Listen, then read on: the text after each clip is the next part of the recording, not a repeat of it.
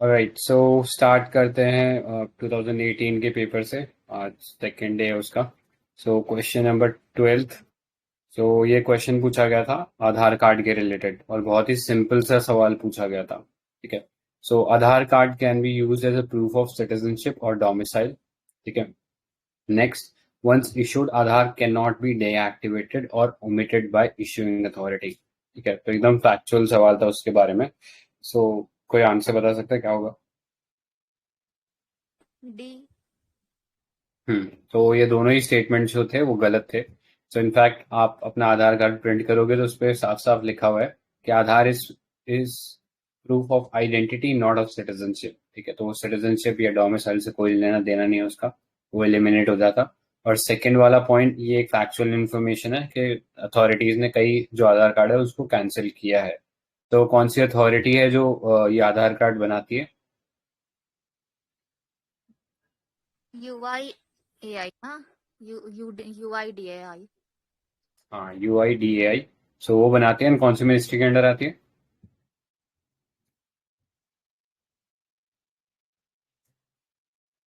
पता नहीं सो मिनिस्ट्री कौन सी। कोई गेस करेगा कौन सी मिनिस्ट्री हो सकती है? Ministry of home affairs. Ministry of no. ये electronics and information technology MeitY. Correct correct. MeitY होगी, ये तो इंफॉर्मेशन एंड ब्रॉडकास्टिंग। हाँ, मेटी ही है। ठीक है, क्योंकि पूरा इलेक्ट्रॉनिक्स से रिलेटेड है, बायोमेट्रिक डेटा वगैरह सब उठाना। तो ये देख लो, यूआईडीआई जो है स्टैट्यूटरी बॉडी है। ये पूरा एक्ट का नाम था, शॉर्टली उसे आधार एक्ट बोलते हैं। ठीक है। और 16 जुलाई 2012, 16 को ये गवर्नमेंट ऑफ इंडिया ने पास किया, जिससे यूडीआई जो है वो एक स्टैट्यूटरी अथॉरिटी बन गई। ठीक है। 12 डिजिट का नंबर होता है। एंड इस पे एक सुप्रीम कोर्ट का जजमेंट आया था। केस का कोई नाम बता सकता है? कौन सा केस था जिसमें सुप्रीम कोर्ट ने जजमेंट दिया था आधार के ऊपर, और commonly known as Aadhaar judgment? वो पुत्तास्वामी जजमेंट थी ना, केएस पुत्तास्वामी की। Correct correct, KS Puttaswamy judgment था। सो सुप्रीम कोर्ट ने ये बोला था कि Aadhaar data can not be stored more than 6 month. ठीक है, ये उन्होंने बोला था। जबकि एक्ट में ये चीज गिवन था कि ये आधार का जो डेटा है वो 5 साल तक रख सकते हैं। तो सुप्रीम कोर्ट ने वो जो टाइम है उसको कट डाउन करके 5 साल, 5 साल से 6 महीने कर दिया। और फिर सुप्रीम कोर्ट ने ये भी बोला था कि गवर्नमेंट अथॉरिटी जो है वो रिफ्रेन करें आधार का मेटा डेटा स्टोर करने से। तो मेटा डेटा कोई एक्सप्लेन कर सकता है? What is Meta data? कोई है हमारा आईटी का भाई जो एक्सप्लेन करेगा? ओके, ठीक है। सो लेट्स से कोई इमेज है आपके पास। ठीक है, तो उस इमेज के ना कुछ डिटेल्स होती हैं। ठीक है, कि वो क्या, किस टाइम पे लिया गया था, क्या उसका वो शेप एंड साइज था। तो वो जो आपका मेन जो डेटा है जो हमें अपीयर होता है, उसके बैकग्राउंड में भी कुछ इंटरनल टैगिंग्स होते हैं उसके पीछे। ठीक है, कि वो किस टाइम लिया गया था, क्या रेजोल्यूशन है, and all of this thing. तो वो सब मेटा डेटा रहता है। ठीक है। सो किसी भी एक बड़े डेटाबेस का एक मेटा डेटा रहेगा जहाँ पे वो सारा चीजों का बैकग्राउंड रहेगा। ठीक है, कि वो डेटा का बैकग्राउंड क्या था, वो चीजों को मेटा डेटा बोलते हैं। ठीक है। सो आधार का जो मेटा डेटा होता है ट्रांजैक्शन का, उसको गवर्नमेंट को नहीं स्टोर करना चाहिए। ठीक है, तो ये सुप्रीम कोर्ट ने बोला था। और उन्होंने ये भी बोला था कि एक डाटा प्रोटेक्शन लॉ लाओ। उसी के रिस्पॉन्स में वो BN श्री कृष्णा कमेटी बनी थी। बट अभी तक हमारे पास कोई डेटा प्रोटेक्शन लॉ नहीं है इंडिया के अंदर। ठीक है। फिर some section of Aadhaar were struck down, जैसे कि प्राइवेट कंपनीज को पहले अलाउ कर रखा था कि वो आधार डेटा यूज कर ले। ठीक है, तो उसको अनकॉन्स्टिट्यूशनल बोल दिया गया। सो ओवरऑल सुप्रीम कोर्ट ने ये माना कि आधार का होना राइट टू प्राइवेसी के खिलाफ नहीं है। लेकिन उसका जो यूज है, कुछ कुछ सेक्शन है इस एक्ट के, वो थोड़े से अनकॉन्स्टिट्यूशनल है, तो उनको स्ट्रक डाउन कर दिया गया। ठीक है। सो ओवरऑल इसी के बेसिस पे, इसी जजमेंट के ऊपर, बेसिस के ऊपर आगे यूपीएससी ने एक और बार इस पे क्वेश्चन पूछा। मतलब इसी 2018 में आधार पे 2 क्वेश्चन थे। ठीक है, एक तो अभी जो हमने देखा वही, और एक और हम आगे देखेंगे। बट इस जजमेंट के बेसिस पे 2020 में क्वेश्चन पूछा गया था, मतलब उठा ही लिए थे वर्डिंग से सीधा। सो ये स्टेट क्वेश्चन नंबर 1 देख लो। So Aadhaar metadata can not be stored for more than 3 months. ठीक है, तो ये अभी हमने देखा, ये स्टेटमेंट गलत है। Second, state can not enter into contract with a private corporation for sharing of Aadhaar data. तो ये अभी हमने देखा, ये स्टेटमेंट भी जो है सही है, मतलब वो नहीं कर सकता, ठीक है। Next, Aadhaar data is mandatory for obtaining insurance product. तो ये जब सुप्रीम कोर्ट का जजमेंट आया था तो उसके बाद ये जो इंश्योरेंस कंपनी है उन्होंने ये जो प्रोविजन है आधार इज मैंडेटरी वो हटा दिया था, ठीक है। तो ये वाला जो पॉइंट है ये गलत हो जाता है। और फिर फोर्थ पॉइंट था कि it is mandatory for getting benefits out of consolidated fund of India. तो इस चीज को गवर्नमेंट ने अपहेल्ड किया था कि जो कोई बेनिफिट्स मिल रहे हैं तो उसको टारगेटिंग इजी हो जाएगा अगर आधार कार्ड रहेगा तो। इसलिए आंसर जो था 2 और 4 था इस क्वेश्चन का, ठीक है। सो मतलब सिमिलरली जजमेंट से ही उठा लिया। ऑल्दो डायरेक्टली रिलेटेड नहीं है, बट नेक्स्ट ईयर 2021 में राइट टू प्राइवेसी का एक क्वेश्चन था। तो वो ऑल्दो डायरेक्टली आधार से तो नहीं है, बट वो केएस पुट्टास्वामी केस था तो उसी से आया था, तो इसलिए तो थोड़ा थीम देख लेना, ठीक है। और आगे भी एक क्वेश्चन आएगा आधार के ऊपर, ठीक है। सो किसी को कुछ ऐड करना है अभी तक जो इसमें देखा है क्वेश्चन में? एनीवन? ऑलराइट, नेक्स्ट पे चलते हैं फिर। सो वो एक था ना, right to be forgotten, data से वो याद है मेरे को, राइट टू बी फॉरगॉटन। हाँ, तो आई थिंक वो शायद डिस्कशंस में और किसी में हमने डिस्कस भी किया है कि जो जीडीपीआर जो है, जो ईयू का है, वहां पे वो स्पेसिफिकली मेंशन्ड है। इंडिया में उसको इनहेरेंटली पार्ट मान के चलते हैं, राइट टू प्राइवेसी का कोर्ट्स ने माना है, लेकिन अभी तक कोई लीगल बैकिंग नहीं है। मतलब हमारे पास तो डेटा प्रोटेक्शन बिल ही नहीं है प्रॉपर, तो उसकी तो बात ही छोड़ दें। बाकी जीडीपीआर जो है उसमें रिकॉग्नाइज किया गया कि राइट टू बी फॉरगॉटन जो है वो एक राइट है, ठीक है। ऑलराइट, तो फिर नेक्स्ट क्वेश्चन पे चलते हैं। So next question was 13th। सो ये क्वेश्चन मतलब फैक्चुअली था कि इनमें से कौन सा जो लेक है it has been dried up. तो अराल सी था, ब्लैक सी था, लेक बैकाल था। तो कोई आंसर बता सकता है इसका क्या था? कि अराल सी। और सो अराल सी इसका आंसर था। सिंस ब्लैक सी वगैरह ये काफी फेवरेट रहे हैं, मैपिंग में भी पूछ लेता है कई बार, तो एक बार देख लो। तो ब्लैक सी अभी न्यूज में भी है, ठीक है। वैसे मैंने इसका एक वो गूगल अर्थ का भी बनाया, वो भी देख सकते हो। यप, सो ये देख लो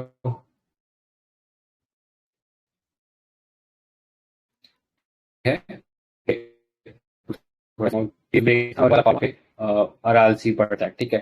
सिमिलरली इसी लैटिट्यूड आपके पास सी है एंड उसी सेम लैटिट्यूड सो ये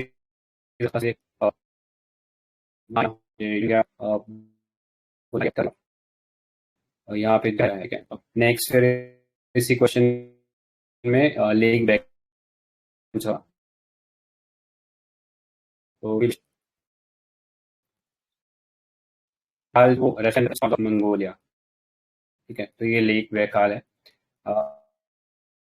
इसका लैटिट्यूड है, तो उसके लेक देखे वो 45 पे थे, ये उससे थोड़ा सा ऊपर है, ठीक है।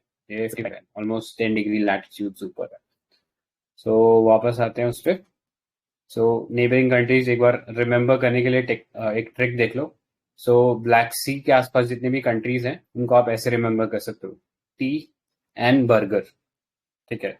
बर्गर में ई जो है वो छोटा है, तो टी फॉर टर्की, ठीक है। फिर बर्गर में बुल्गारिया BU, फिर रोमानिया, ठीक है।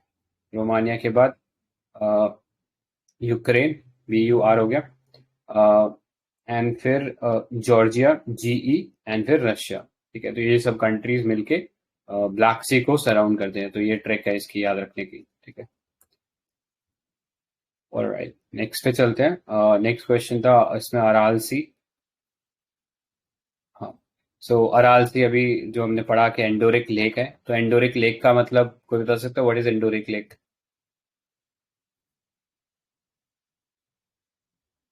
No outer flow. हाँ, मतलब सेंट्रीपिटल होता है, यानी सारी की सारी वाटर बॉडीज उसके अंदर आके गिरती हैं, ठीक है। तो वो होता है एंडोरिक, ठीक है। सो या फिर नो आउटर फ्लो भी बोल सकते हैं, ठीक है। सो कजाकिस्तान और उज्बेकिस्तान है, उसके बॉर्डर पे अराल सी लाई करता है, ठीक है। सो यहाँ पे बेसिन कंट्रीज जो है अफगानिस्तान है, ईरान है, कजाकिस्तान है, किर्गिस्तान है, रशिया, तजिकिस्तान, तुर्कमेनिस्तान, उज्बेकिस्तान। ठीक है, तो ये ऑलमोस्ट सारी सेंट्रल एशियन कंट्रीज का कोई ना कोई नदी आके यहाँ पे गिरी हुई है। So primary inflows is Syr Darya and ground water previously known as Amu Darya. ठीक है, सो ये चीज इंपॉर्टेंट है। एंड इसका जो रिवर्स है वो डाइवर्ट हुई है, जिसकी वजह से इसमें जो इनफ्लो है वो कम हो गया पानी का, और इसीलिए खत्म होता जा रहा है। ठीक है, नेक्स्ट जो था इसमें बैकाल लेक था, जो अभी हमने देखा था, पूरा का पूरा रशिया में पड़ता है। So it's the deepest lake in the world, वो चीज याद रख सकते हैं। और डेप्थ जो है ऑलमोस्ट 1.6 किलोमीटर है। ठीक है, एंड लेक बैकाल जो है लार्जेस्ट फ्रेश वाटर लेक भी है बाय वॉल्यूम। ठीक है, तो ये फ्रेज याद रखना, बाय वॉल्यूम है, सरफेस एरिया से कोई और अलग लेक है, ये बाय वॉल्यूम है। ठीक है, तो ये इनके बारे में कुछ फैक्ट्स है। किसी को कुछ और ऐड करना है इसमें? इंडिया का एंडोहरिक वो पैंगोंग त्सो है। एंडोरिक तो बहुत सारे लेक है, जैसे लोनार लेक है, वो भी एक एंडोरिक लेक ही हाँ है। राइट, बाकी हाँ पैंगोंग सो याद रख सकते हैं कि वो भी एक इम्पोर्टेंट एंडोरिक लेक है। तक भी ना। राइट, लोग तक भी एंडोरिक है। राइट, हाँ, ये ब्लैक सी वाला रीजन इस बार देख लेना, यूक्रेन रशिया के कारण। तो एक थोड़ी सी और डिटेल देख लो। तो यहाँ पे सी ऑफ एजोव है, उसके बाद एक स्टेट पड़ता है, उस स्टेट का कोई नाम बता सकता है? कर्च कर्च कर्च स्टेट। हाँ, कर्च स्टेट है। तो सी ऑफ एजोव से कर्च स्टेट पार करोगे, ब्लैक सी में आ जाओगे। ब्लैक सी से फिर सी ऑफ मरमरा में जाना है, मतलब इस्तांबुल पार करके जाना है। तो कौन सा स्टेट पड़ता है? याद नहीं है। Dardanelles, ये no no no no, Dardanelle, Dardanelles नहीं है, डार्डेनल्स नहीं है, बॉस्फोरस है। बॉस्फोरस। ओके। हम्म, ठीक है, फिर आ जाओगे सी ऑफ मरमरा में। एंड फिर सी ऑफ मरमरा से एजियन सी तक जाना, तो बीच में एक स्टेट पड़ती है, उसका क्या नाम है? Dardanelles. वो डार्डेनल्स है। ठीक है, तो इसका भी एक निमोनिक है, मतलब देख लेना, जैसे आपको सूट करे कि बीड़ी पी के मर गया। बॉस्फोरस, और वो डार्डेनल्स, और के फॉर कर्च, और एम से वो मरमरा जोड़ लेना। ठीक है, जैसे भी आपको सीक्वेंस सही लगे। ऑलराइट, नेक्स्ट पे चलते हैं, क्वेश्चन नंबर 14। सो ये एक सिंपल ही क्वेश्चन था और फैक्चुअल बेस्ड क्वेश्चन था, तो अगर आपको पता है तो पता है, अदरवाइज इसको करना थोड़ा मुश्किल था। तो रूल ऑफ लॉ इंडेक्स। ठीक है, सो थोड़ा आई थिंक गेस ये कर सकते थे कि आईसीजे वगैरह को हटा सकते थे, कि अपने को ये पता है कि आईसीजे एज सच कोई रिपोर्ट नहीं निकालता है। ठीक है, तो एक 33% चांसेस रहते हैं, बाकी सब मतलब एक करेक्ट करने के। ठीक है, बट एनीवेज ये देख लेते हैं। सो आंसर इसका था वर्ल्ड जस्टिस प्रोजेक्ट। ठीक है, सो डी वाला जो था वो इसका आंसर था। And purely factual based question था कि world justice project release it's rule of law index which measures the extent to which 113 countries have adhered to the rule of law in that period. ठीक है, so India का rank जो था 62 था, और it was better than China. ठीक है, सो वो थोड़ा सा देख लेना। बाकी ऑर्गेनाइजेशन के बारे में देख लेते हैं। सो एमएनएसटी इंटरनेशनल अभी अपने को पता है, आई थिंक इंडिया से बैग पैक करके अभी ये निकल चुका है, एमएनएसटी इंटरनेशनल। कौन से नियम के तहत ये बाहर गया है, तो बता सकता है? FCRA. एक रूल, हाँ, सो एफसीआरए था, उसके अंडर काफी बैकलैश फेस करना पड़ा, एंड उसकी वजह से इंडिया से डिपार्ट करना पड़ा। तो ये एक लंदन बेस्ड एनजीओ है जो कि ह्यूमन राइट्स पे काम करता है। एंड इस पे 2014 में ऑलरेडी क्वेश्चन पूछा हुआ है एमनेस्टी इंटरनेशनल से, तो अगेन रिपीट किया है। तो ऐसे ट्रेंड्स देखना कि ऐसे ऐसे ऑर्गेनाइजेशंस के बारे में और थोड़ा अपन जान सकते हैं। नेक्स्ट आईसीजे था। सो आईसीजे जो है वो प्रिंसिपल जुडिशियल ऑर्गन है यूएन का, एंड लोकेशन का हेग नीदरलैंड्स में। तो अभी कुलभूषण जाधव का जो केस था वो हम लोग यहीं पे लड़ रहे थे। ठीक है, किस कन्वेंशन के अंडर हम लोग वो आर्ग्यू कर रहे थे ये केस को? एक कन्वेंशन था ना,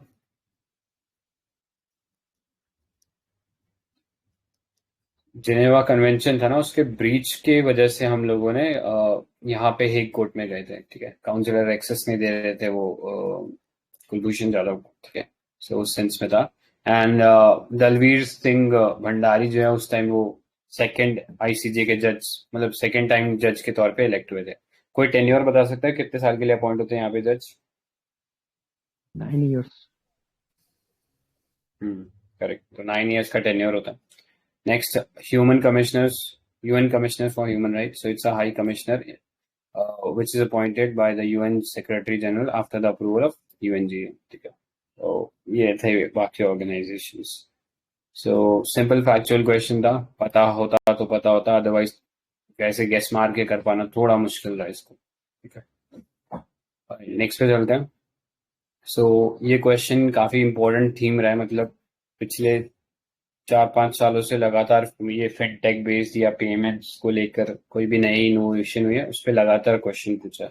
तो ये हम वैसे पहले भी डिस्कस कर चुके हैं कि इंडिया के एटीएम जो है कौन लिंक करता है। सो कोई पहली बार जो ट्राई कर रहा है या पहली बार ये क्वेश्चन देखा वो ट्राई कर सकता है, बाकी वैसे आंसर तो दिख ही रहा है। तो national payment corporation of India है। So it's a non profit company. तो हमने कई बार डिस्कस कर रखा है कि नॉन प्रॉफिट कंपनी जो है वो सेक्शन 8 या सेक्शन 25 ऑफ द 1956 एक्ट और या फिर सेक्शन 8 ऑफ कंपनीज एक्ट 2013 इसके अंडर रजिस्टर्ड होती है ये, ठीक है। तो ये इंपॉर्टेंट चीज पता होनी चाहिए। और एनपीसीआई जो है वो एक अम्ब्रेला ऑर्गेनाइजेशन बनाई गई थी जो इनिशिएट किया था रिजर्व बैंक ऑफ इंडिया ने, ठीक है। सो इसमें आईबीए यानी इंडियन बैंक एसोसिएशन जो है वो payment and settlement system act 2007, ठीक है। तो इंडिया में कोई भी पेमेंट और सेटलमेंट का बिजनेस अगर चालू करता है किसी तरह का भी, तो उसे आरबीआई के इस एक्ट के अंदर जुड़ना पड़ेगा, ठीक है। तो जैसे अभी अमेजोन पे हो गया या गूगल पे हो गया, वो सब इस एक्ट के अंडर जुड़े हैं, तभी वो लोग पेमेंट कर पा रहे हैं, ठीक है। तो पेमेंट सेटलमेंट के लिए ये एक्ट के अंडर जुड़ना जरूरी है। सो वो इसके अंदर जुड़ा हुआ है एनपीसीआई भी। सो इनिशियली 10 कोर मतलब 10 ये जो बैंक्स थे उन्होंने बनाया था, उन बैंक से मिलके बना था ये NPCI.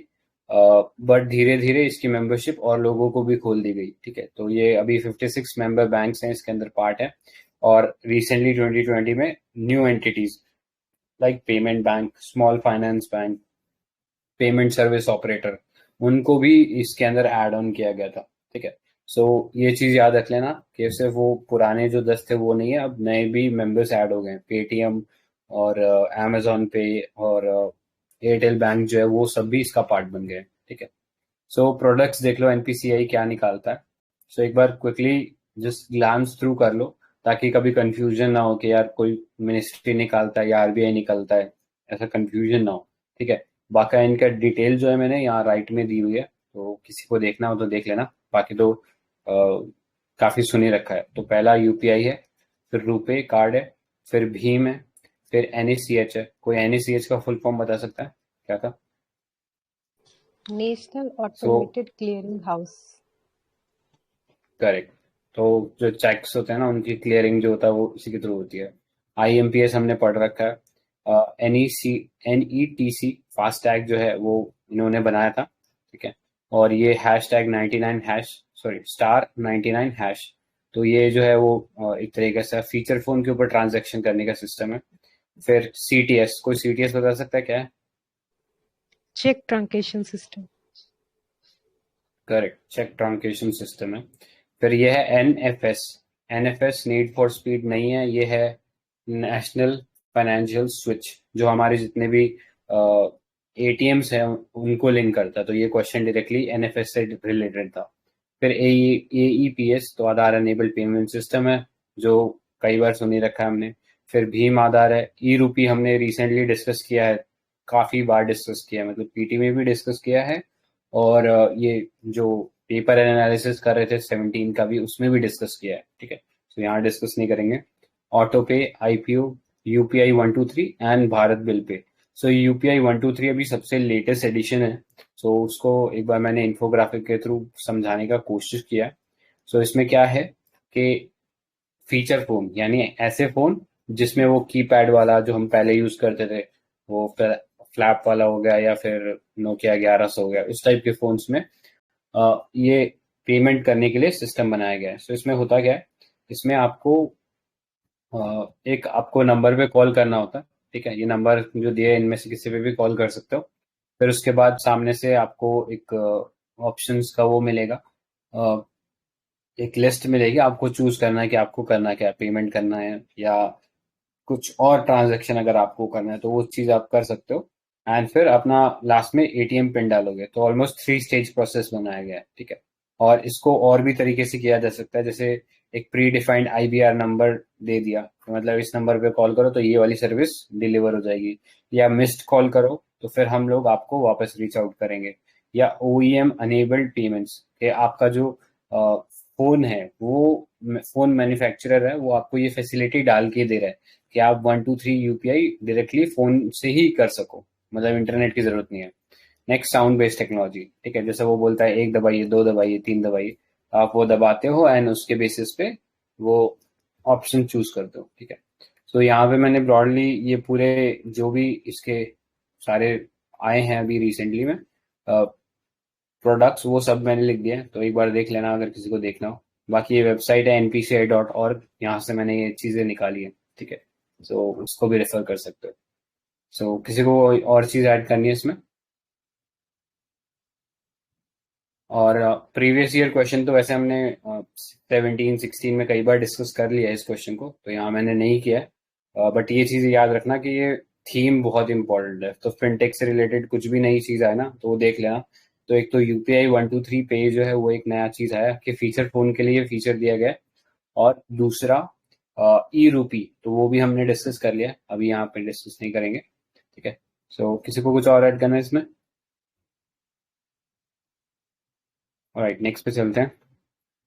So next question again एक बहुत बार डिस्कस करा हुआ क्वेश्चन है हमारा। सो कैपिटल एडिक्वेसी रेशियो पे ये क्वेश्चन था।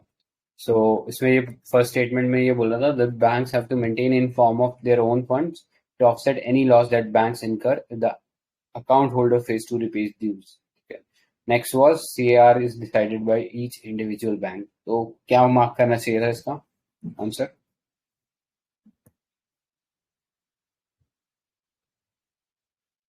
यही होगा ना, सेकंड तो गलत है ना। सिंपली ए था। सेकंड गलत है, आरबीआई डिसाइड करता है। एंड ये बेसल जो नॉर्म्स थे उसके थ्रू ये सीएआर वाला जो कॉन्सेप्ट है वो आया था, ठीक है। सो कार जो होता है वो टियर 1 प्लस टियर 2 कैपिटल होता है अपॉन रिस्क वेटेड एसेट। तो ये हम लोग कोई 85 बार डिस्कस कर चुके हैं, ठीक है। तो अभी इसको नहीं डिस्कस करेंगे। बाकी ये लिखा हुआ उसको देख ही सकते हो आप। सो कार जो है इंडिया में 9% है। बेसिल 3 के नॉर्म्स के अकॉर्डिंग ये 8% होना चाहिए था, बट इंडिया में इसको हायर रखा गया है 9%। और उसमें से 7% जो है वो टियर 1 कैपिटल होना चाहिए। सो टियर 1 कैपिटल जो होता है वो प्राइमरी कैपिटल होता है, जो अगर हम जो प्रमोटर हैं या हम जो इन्वेस्टर्स हैं, हम अपना पैसा अगर बैंक में डाल रहे हैं, मतलब इन्वेस्टमेंट के लिए, नॉट फॉर अकाउंट खोलने के लिए, वो नहीं होगा, वो डिफरेंट हो जाएगा।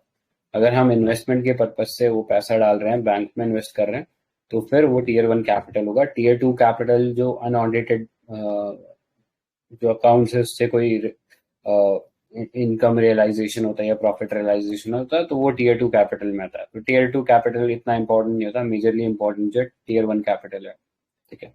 नेक्स्ट पे चलते हैं। सो बेसल 3 नॉर्म्स के अंदर बहुत सारी चीजें आई थी। सो हमने कई बार डिस्कस कर रखा है, तो एक बार क्विकली ग्लांस थ्रू कर लो। कैपिटल, तो कैपिटल हमने डिस्कस कर लिया, टियर 1 होता है, टियर 2 होता है। फिर काउंटर साइक्लिकल बफर बनाना होता है। तो काउंटर साइक्लिकल बफर मतलब कि कुछ ऐसे टाइम पीरियड रहेंगे जहां पे लिक्विडिटी की डिमांड जो है वो बैंक से ज्यादा रहेगी। तो उस सिचुएशन में बैंक जो है अपने आप को पहले से ही एक्सेस लिक्विडिटी तैयार रखे, ताकि ऐसी सिचुएशन में उसको ज्यादा चैलेंजेस का सामना ना करना पड़े, ठीक है। Next is leverage. तो लेवरेज जो है वो बेसिल 3 नॉर्म्स के अंदर 3% रखा गया था, ठीक है, जो टियर 1 कैपिटल है। तो लेवरेज रेशियो, लेवरेज का मतलब क्या होता है कि आपने कितना उधार लेके, मतलब कितना आपके पास एसेट के बेसिस पे आपने कितना आगे उधार दे दिया, ठीक है। लेवरेज कि आप कितना एडवांटेज ले पा रहे हो, ठीक है, तो वो चीज है। और फिर आज ही के पीटी डिस्कशन में हमने नेट स्टेबल फंड रेट देखा था। तो लिक्विडिटी कवरेज रेशियो क्या होता है कि बैंक्स के पास इतना पैसा होना चाहिए कि वो शॉर्ट टर्म के अंदर अगर कोई बैंक रन जैसी सिचुएशन आती है तो उससे डील कर सकते हैं। तो ये 30 डेज का एक स्ट्रेस सिनेरियो है जहां से बैंक डील कर सकता है अगर उसके पास लिक्विडिटी कवरेज रेशियो इनफ है। तो यानी जो अपना कैश है वो इतना हाथ में रखे कि अगर 30 दिनों का कोई स्ट्रेस पीरियड आता है तो वो इजीली वेयर आउट कर दे उसको। ठीक है।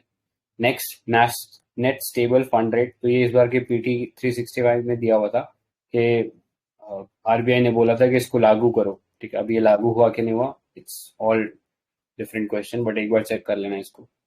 सो इसके अंदर क्या होता है, ये सेम चीज जो एलसीआर में हमने देखी कि कुछ अमाउंट में आपको फंड रखना पड़ता है, बट यहाँ पे जो फंड है वो लॉन्ग टर्म के हिसाब से आप रखते हो। ठीक है। So it requires bank to maintain a stable funding profile in relation to their of sheet balance asset and activities. ठीक है। सो ये एक साल के ऊपर के हिसाब से आप सोच के चलते हो कि एक साल के अंदर क्या क्या चैलेंजेस आ सकते हैं, उसके हिसाब से कर सकते हो। ठीक है। तो ये था इसके अंदर ब्रॉडली। तो टाइम पीरियड का मेजर डिफरेंस है, एलसीआर में 30 डेज की बात होती है और नेट स्टेबल फंड रेट में 100 डेज की बात होती है। सो मेजरली यही था। किसी कुछ और ऐड करना है इसमें? अच्छा, कैपिटल कंजर्वेशन बफर और काउंटर साइकिल बफर में क्या डिफरेंस होगा?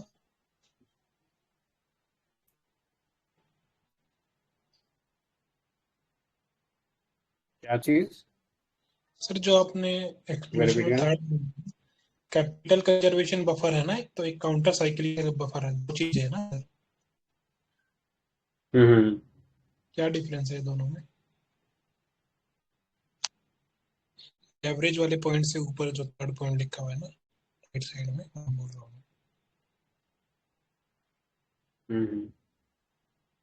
मतलब यार फंक्शन तो मेजरली ये होता है, बफर का मतलब यही होता है कि थोड़ा पैसा आप असाइड रख दो कि अगर कोई ऐसा प्रॉब्लम आता है तो आप उससे डील कर सको। बाकी निटी ग्रिटीज में मेरे को एग्जैक्टली इसका डिफरेंस नहीं याद आ रहा है। किसी को याद है क्या अभी?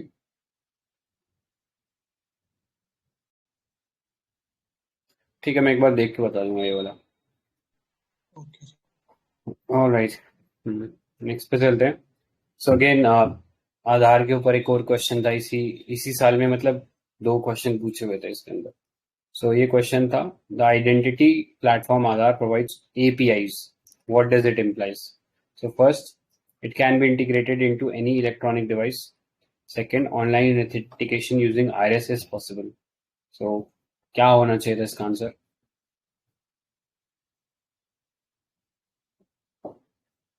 गेस करो कुछ, क्या मार्क करते हैं? चेन्नई। हाँ, तो आंसर इसका व्हाट सी था? सी नहीं था आंसर इसका, ए ही था। Sorry,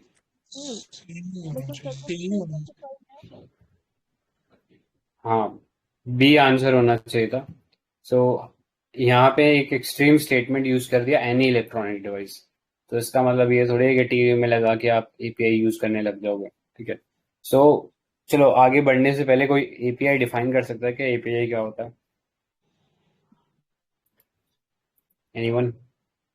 what is API? कोई एक्टिव फार्मास्यूटिकल इंग्रेडिएंट मत बोल देना। ओके, सो API क्या होता है? API एक तरीके का एप्लीकेशन प्रोग्रामिंग इंटरफेस, उसका फुल फॉर्म होता है, but it is a software intermediary.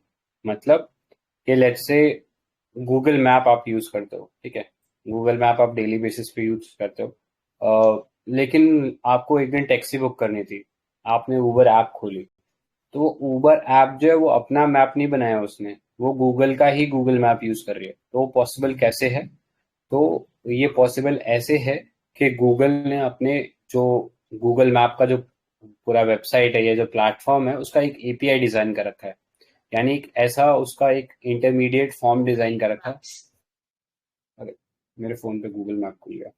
सो हाँ, तो उन्होंने ऐसा वो डिफाइन कर रखा है कि वो किसी और ऐप के साथ इंटीग्रेट हो जाएगा उसका API, और फिर उस ऐप के अंदर चलने लगेगा। ठीक है। तो जैसे आप ऊबर ऐप के अंदर कर रहे हो तो वो गूगल मैप को ही इस्तेमाल कर रहा है, और वो पॉसिबल कैसे है? क्योंकि एक API है। ठीक है। सो API है is a form of medium between 2 applications. ठीक है, तो वो चीज है। तो जैसे आधार कार्ड में, जैसे अगर कभी जियो का सिम लिया हो तो आपने देखा होगा कि वो आधार वेरिफिकेशन कर रहा था, मतलब आधार का एक एपीआई उसने अपनी ऐप में डाला हुआ था, ठीक है। तो उसके थ्रू आप अपना जो अंगूठा वो जो बायोमेट्रिक मशीन थी उसमें लगाते थे, तो वो एपीआई के थ्रू प्रोसेस करता था और आपको वेरीफाई कर लेता था तुरंत, ठीक है। सो इस सेंस में एपीआईज वर्क करते हैं। सो आंसर इसका ये एनी इलेक्ट्रॉनिक डिवाइस गलत हो जाता है। ये बहुत लिमिटेड इलेक्ट्रॉनिक डिवाइस जो बायोमेट्रिक स्कैनिंग वाले जो है वो कर सकते हैं, ठीक है। सो वही आंसर होना था, बाकी पूरा फैक्चुअल क्वेश्चन था, इसमें कुछ लॉजिक जैसा मेरे ख्याल से था नहीं ज्यादा, मतलब लॉजिक यही था कि वो एनी से एक बहुत ही एक्सट्रीम स्टेटमेंट था, ठीक है। तो किसी को कुछ और ऐड ऑन करना है इसमें?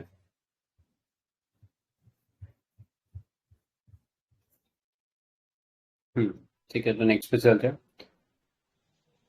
सो क्वेश्चन नंबर, हाँ कोई कुछ कह रहा है क्या? ओके, सो ये अगेन रीसेंट उस टाइम न्यूज में क्वेश्चन था, मतलब उस टाइम न्यूज में था ये topic. So very recently in which of the following countries have lakhs of people either suffered from severe famine, malnutrition or died due to starvation caused by war conflict, ठीक है। सो अभी भी सिचुएशन थोड़ी बहुत similar ही है, मतलब इसमें देखोगे तो आपको लग सकता है कि हाँ वेनेजुएला में भी दिक्कत थी, लेकिन कोलंबिया में नहीं दिक्कत थी, ठीक है।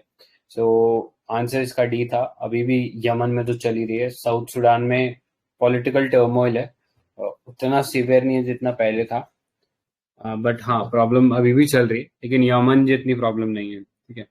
सो यही था कि मोरक्को टूनिशिया जो है अरब स्प्रिंग के टाइम पॉपुलर हुआ था, ठीक है। अभी इतना कोई वो रिलेवेंट नहीं है। तो ये मृणाल सर का लाइन था, फूटा हुआ कारतूस तो अब चर्चा में नहीं है, ठीक है। तो ये पुराना न्यूज था। वेनेजुएला में प्रॉब्लम अभी भी वही चल रहा है, निकोलस मडुरो का जो बोगस इकोनॉमिक पॉलिसीज है उसकी वजह से, ठीक है। और अंगोला जो है वो भी पुराने टाइम में न्यूज में था, अभी ऐसा कुछ न्यूज में नहीं है। सूडान और यमन अभी भी चल रहा है, ठीक है। तो यमन में कौन सा वो एक रिबल ग्रुप है जो फाइट कर रहा है, कोई नाम बता सकता है? हूथीज।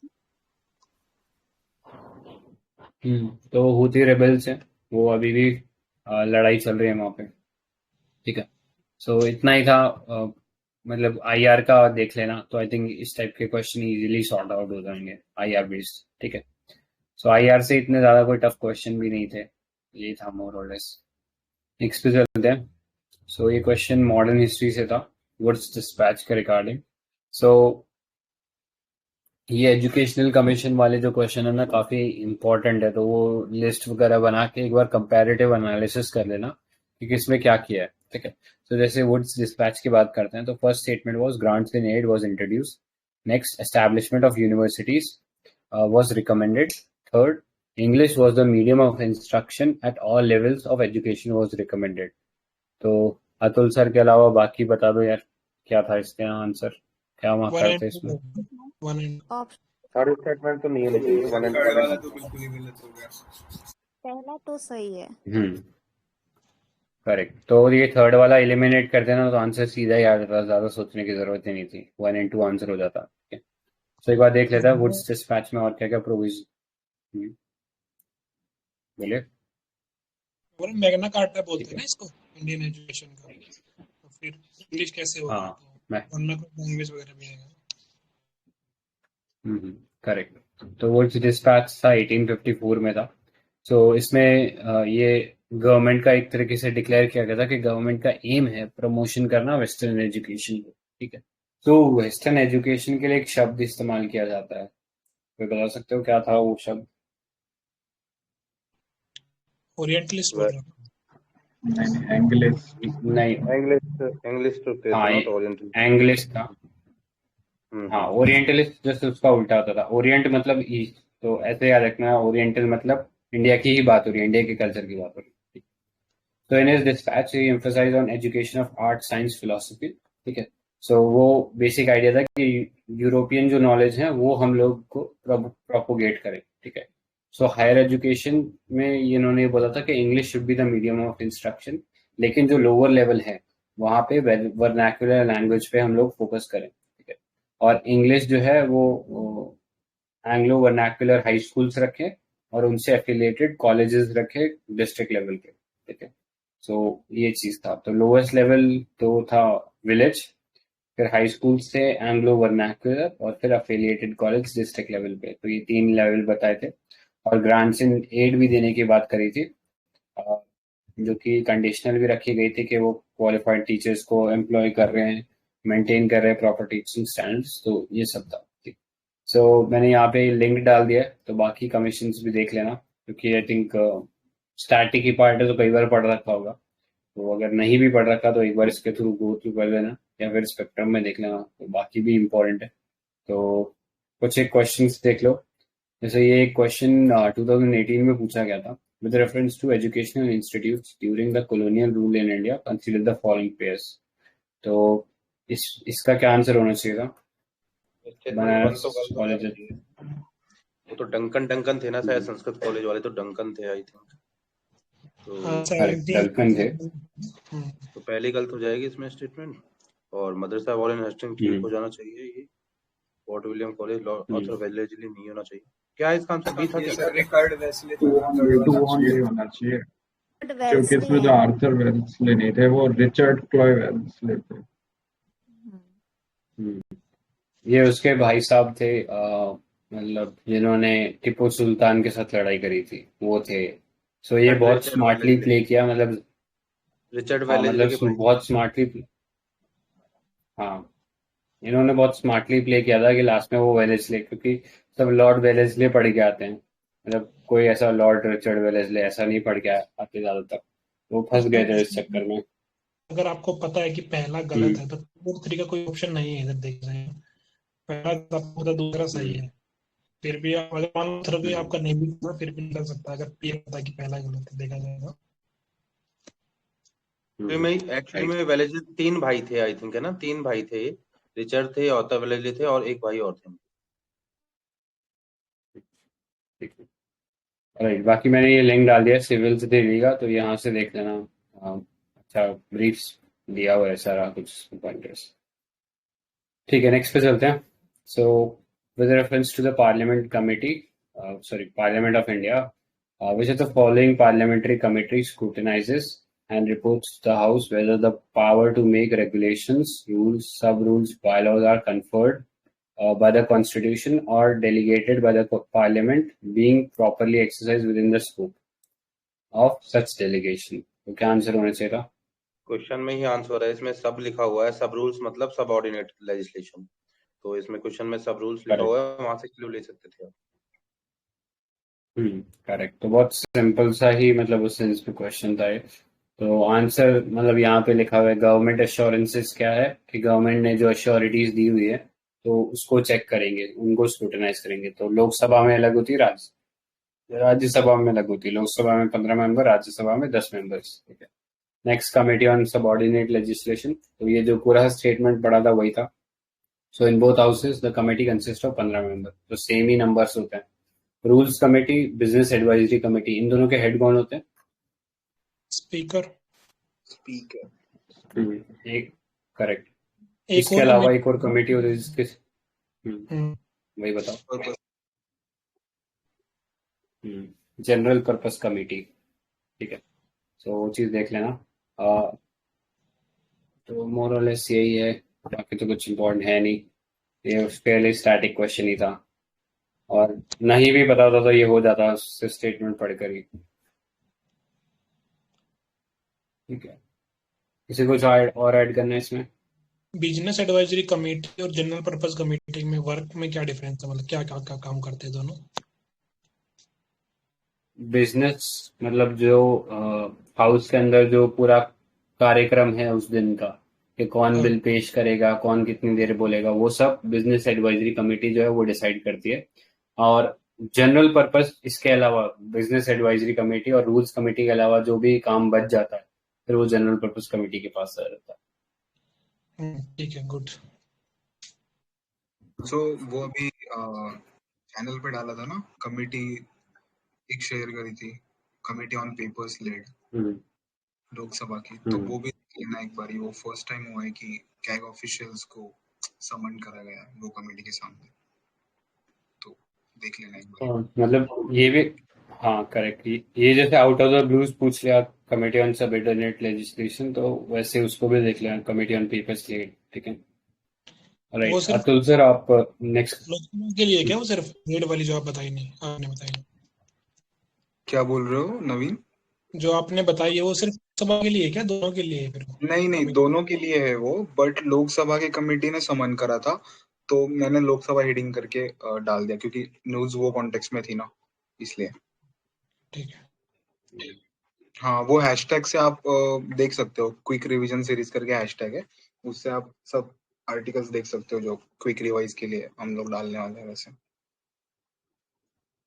अगर आपके पास भी ऐसा कुछ हो तो जरूर ग्रुप में शेयर करें ताकि आगे बाकियों का भी मदद हो सके। ठीक है, यस अतुल सर आप चालू कर सकते हैं यहाँ से। सर मेरे अभी 4 ही क्वेश्चन हुए थे, ठीक है। हाँ कोई नहीं, डिस्कस करें। तो सेकंड क्वेश्चन था, फर्स्ट तो कल ही कर लिया था डिस्कस। सेकंड था which of the following leaf modification occurs in the desert area to inhibit water loss. ठीक है, तो hard and waxy leaves, tiny leaves, thorns instead of leaves. तो काफी फेयरली इजी क्वेश्चन था। तो ये मतलब एक थीम है, मतलब बायोम्स ऑफ द वर्ल्ड से रिलेटेड, मतलब यूपीएससी ने काफी बार मतलब पूछे हैं और उसमें से फेवरेट रही है तो सवाना क्लाइमेट, एंड सेकंड इसमें ये रहता है मतलब मेडिटेरियन टाइप्स ऑफ क्लाइमेट। ठीक है, तो ये तो नॉर्मली हम पढ़ते ही हैं, देख लेते हैं। तो 0 से 10 डिग्री नॉर्थ तक हमारा हॉट वेट इक्वेटोरियल क्लाइमेट रहता है। देन इधर से ये ईस्टर्ली से मतलब ऐसे याद रख लो मॉनसून टाइप, मतलब जो इंडिया में है। Then savanna, then hot deserts. ऐसे ही same China type, steppe, Mediterranean, Laurentian, ये इतना इंपॉर्टेंट नहीं है ना, Siberian type, British type, then tundra, last तो आइस कैप होता है। ठीक है, तो थोड़ा सा ही देख लेते हैं मेडिटेरियन बायोम के बारे में थोड़ा सा। तो यहाँ पे जो ट्रीज होते हैं वो मतलब एक उनका जो होता है मतलब ट्रंक होता है वो थोड़ा ब्रॉड होता है, क्योंकि वहाँ पे वाटर स्केर्सिटी रहती है, तो उस वजह से वहाँ पे वो उसको बोल सकते हैं कि ज़ेरोफाइटिक एक टाइप से वेजिटेशन होता है। ठीक है, तो वहाँ पे जहाँ पे थोड़ा बहुत रेनफॉल अवेलेबल होता है तो उस एरिया में वहाँ पे एवरग्रीन ऑक्स एंड एक लार्जेस्ट टॉलेस्ट एक वो भी मिलता है ट्री, जिसे बोलते हैं सिक्यूरिया, इस टाइप से नेम है। ठीक है, तो इस जो क्लाइमेट होता है तो यहाँ पे फायर एक इम्पोर्टेंट मतलब फैक्टर होता है। हाँ, मतलब इस टाइप के होते हैं ट्रीज ये। तो फायर मतलब इस टाइप से कि जैसे ही मतलब ज्यादा मतलब समर होता है तो यहाँ पे कुछ ये ऑटोमेटिक मतलब वो फायर लग जाती है, तो उस वजह से क्या होता है जो ट्रीज होते हैं उनके सीड्स तो मोस्टली बर्न हो जाते हैं, जो बाकी श्रब्स होते हैं उनके सीड्स बच जाते हैं। ये सेम टाइप का फेनोमेना में सवाना वाले उसमें भी मिलता है। ठीक है, तो एडेप्टेशन क्या क्या है इस रीजन में प्लांट्स ने, तो उनकी जो लीव्स हैं वो स्मॉलर हो जाती हैं ताकि जो उनका इवेपो ट्रांसपिरेशन होता है वो कम हो सके। जितना स्मॉल एरिया होगा उतना ही कम इवेपोरेशन होगा। ठीक है, और लीव्स की जगह वहाँ वो लीव्स थोड़ी मतलब थॉर्नी हो जाती है, लाइक उसमें देखा होगा आपने एक एलोवेरा होता है उस टाइप से। और हाँ मतलब उसमें लीव्स की जगह कभी कभी वो थॉर्न्स भी बन जाते हैं। ठीक है, तो रूट सिस्टम क्या होता है, तो यहाँ पे एक एक्सटेंसिव रूट सिस्टम होता है, लाइक क्योंकि वाटर की सर्च पे काफी नीचे तक मतलब रूट जाते हैं। ठीक है, तो कुछ उसमें ट्रीज में ये आलमंड ट्रीज में मिलता है मतलब इस टाइप का एक्सटेंसिव रूट सिस्टम। देन किसी उसमें ये भी मिल जाता है लाइक कि वो ग्राउंड के ऊपर भी मतलब रूट मिल जाता है, तो ये रूट ऑफ कैमस कुछ एक होता है उसमें मिलता है। देन बल्बस और ट्यूबर रूट्स में मिल जाते हैं यहाँ पे, ये टाइप्स ऑफ फ्लोर होता है लाइक डहलिया। ठीक है, तो इस पे मतलब क्वेश्चन काफी बार यूपीएससी ने पूछे हैं मतलब, तो सर राइट में करोगे। हाँ ये रहेगा, सॉरी सर लेफ्ट नहीं लेफ्ट नहीं कर, थोड़ा सा पार्ट रह गया था। संजय सर लेफ्ट थोड़ा नीचे करो, स्क्रॉल डाउन करो। हाँ, तो इसमें मतलब हमें लगता है कि मेडिटेरियन जो मतलब टाइप का क्लाइमेट होता है वो अराउंड मेडिटेरियन सी होता है, तो ऐसा नहीं है। तो इसको डिफरेंट रीजन में मतलब डिफरेंट नेम से भी जाना जाता है, लाइक मेकिस और garrigue in southern Europe part में, then chaparral in California region USA में, और fynbos in South Africa near Cape Town, और ये साउथ ईस्ट ऑस्ट्रेलिया में भी मिलता है, इसको बोलते हैं माले। तो इस टाइप से मतलब ये सीडीएस में क्वेश्चन मिल जाते हैं कि मेडिटेरियन टाइप का क्लाइमेट कौन कौन से रीजन में मतलब होता है। सर आप राइट करोगे इसको?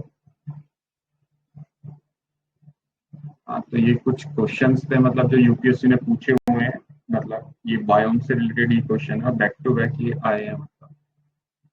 तो फर्स्ट क्वेश्चन था इसमें 2012 में पूछा गया है, which one of the following is the characteristic climate of the tropical savanna region? कोई गैस करना चाहेगा? Definite dry and wet season. हाँ, तो यही इसकी कैरेक्टरिस्टिक होती है। तो सवाना रीजन को एक पॉपुलर नेम से भी जाना जाता है, बिग गेम कंट्रीज। हाँ। देन एक और क्वेश्चन था सेम ये बायोम से related, climate is extreme, rainfall is scanty and the people used to be nomadic herders. तो the above statement best describe which of the following regions? इसको कोई guess करेगा? स्टेपी है क्या? ये स्टेपी है? साइबेरियन टुंड्रा है क्या? टुंड्रा में नहीं, इसका आंसर बी था। साइबेरियन टुंड्रा में एक टाइप से क्लाइमेट रहता है, लाइक माइनस में ही रहता है मतलब उसमें, बट जो सेंट्रल एशियन स्टेप है जो मंगोलिया टाइप का है, तो वहाँ पे समर्स में टेम्परेचर 40 डिग्री तक चला जाता है एंड विंटर्स में -10 ऐसा भी चला जाता है। तो ये इसमें भी आंसर दिया। हाँ, मुझे लग रहा है कि नोमैडिक हर्डर वाला है ना, वो टंडरा में नहीं होता ना, इस वजह से टंडरा में, अगर उसको हटा तो बोल सकते हैं कि टंडरा वो हो सकता है।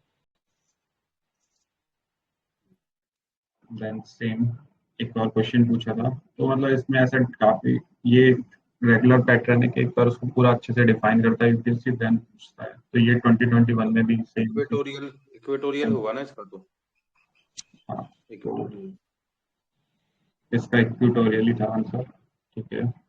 देन सेम 2021 में क्वेश्चन पूछा था सेम उसी स्टाइल में कि पूरा डिफाइन किया था, तो उसका भी सेम आंसर ही था इक्वेटोरियल, मतलब ट्रॉपिकल रेन फॉरेस्ट ही था इसका आंसर, क्योंकि इसमें लिखा हुआ था कैनोपी, देन क्लाइंबिंग एपिफाइट्स, तो ये सब इन्हीं की कैरेक्टरिस्टिक होती है ट्रॉपिकल रेन फॉरेस्ट में। देन 2021 में एक और क्वेश्चन पूछा था, सब नीचे करोगे थोड़ा, हाँ, इसको कोई गेस करेगा?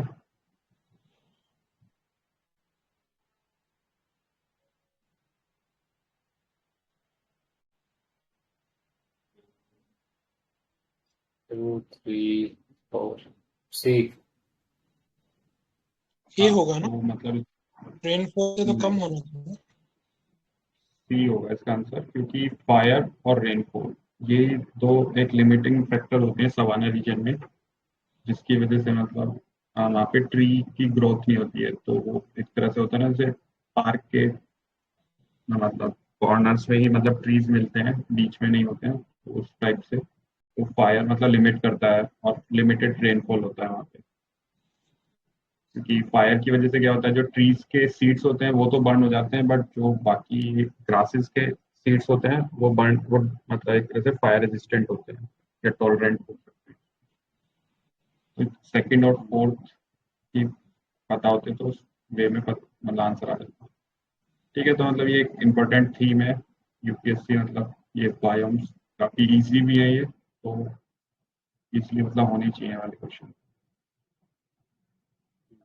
अभी तक देखा है कि सवाना और मेडिटेरियन या फिर इक्वेटोरियल ये तीन फेवरेट रहे हैं, और बाकी से अभी तक मतलब सिर्फ एक एक्सेप्शन आया था, वो जो सेंट्रल एशियन स्टेप ए वाला था। बाकी ये तीन मतलब ये तीन भी कर लोगे तो चांसेस हैं कि हो जाएगा पेपर में। देन सर नेक्स्ट ये वाला किया नहीं सर अभी, तो नेक्स्ट क्वेश्चन है अबाउट एनजीटी एंड सीपीसीबी, में डिफरेंस पूछा, मतलब रिलेशन या डिफरेंस पूछा था। तो फर्स्ट स्टेटमेंट था the NGT The NGT has been established by an act, whereas the CPCB has been created by an executive order of the government. And second, the NGT provides environmental justice and helps reduction the burden of litigation in the higher courts, whereas the CPCB promotes cleanliness of the streams and wells and aims to improve the quality of air in the country. तो जो first statement था इसमें वो गलत था, मतलब इसमें तो मतलब आपको पता होता तो ठीक है, नहीं होगा तो इसमें कोई ऐसा गैस वर्क नहीं कर सकते कि सीपीसीबी एक स्टैट्यूटरी बॉडी है या फिर एग्जीक्यूटिव बॉडी है।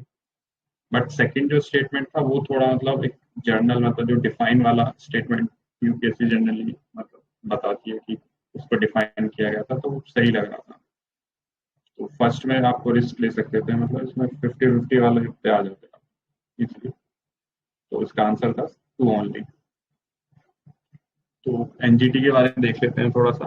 तो एनजीटी एक स्टैट्यूटरी बॉडी है जो कि मतलब नेशनल ग्रीन ट्राइब्यूनल एक्ट के थ्रू मतलब बनी थी। तो उसमें कंपोजिशन क्या है, एक फुल टाइम चेयरपर्सन होता है, ठीक है, और बाकी मेंबर्स इसमें मतलब मिनिमम 10 होने चाहिए और मैक्सिमम 20। और सेंट्रल गवर्नमेंट मतलब जैसे सेम उसमें होता है सुप्रीम कोर्ट जजेस में, तो वो नोटिफाई कर सकते हैं इंक्रीज या डिक्रीज, ठीक है। तो इसमें जो मेन चीज है, तो इसके जो जुरिडिक्शन होता है उसके अंडर से ये 2 एक्ट नहीं आते हैं जो मेजर एक्ट्स हैं। तो वाइल्ड लाइफ प्रोटेक्शन एक्ट 1972 वाला एंड फॉरेस्ट कंजर्वेशन एक्ट 2006, ठीक है। तो इसका मतलब रोल क्या होता है कि effective and expeditious disposal of cases related to होता है। सर एक्सक्यूज मी सर, ये फॉरेस्ट कंजर्वेशन एक्ट नहीं है, फॉरेस्ट राइट्स एक्ट है। अरे सॉरी सर, मतलब कर देना उसको थोड़ा। फॉरेस्ट कन्वेंशन 1980 हुआ है ना? हाँ वो 1980 वाला है।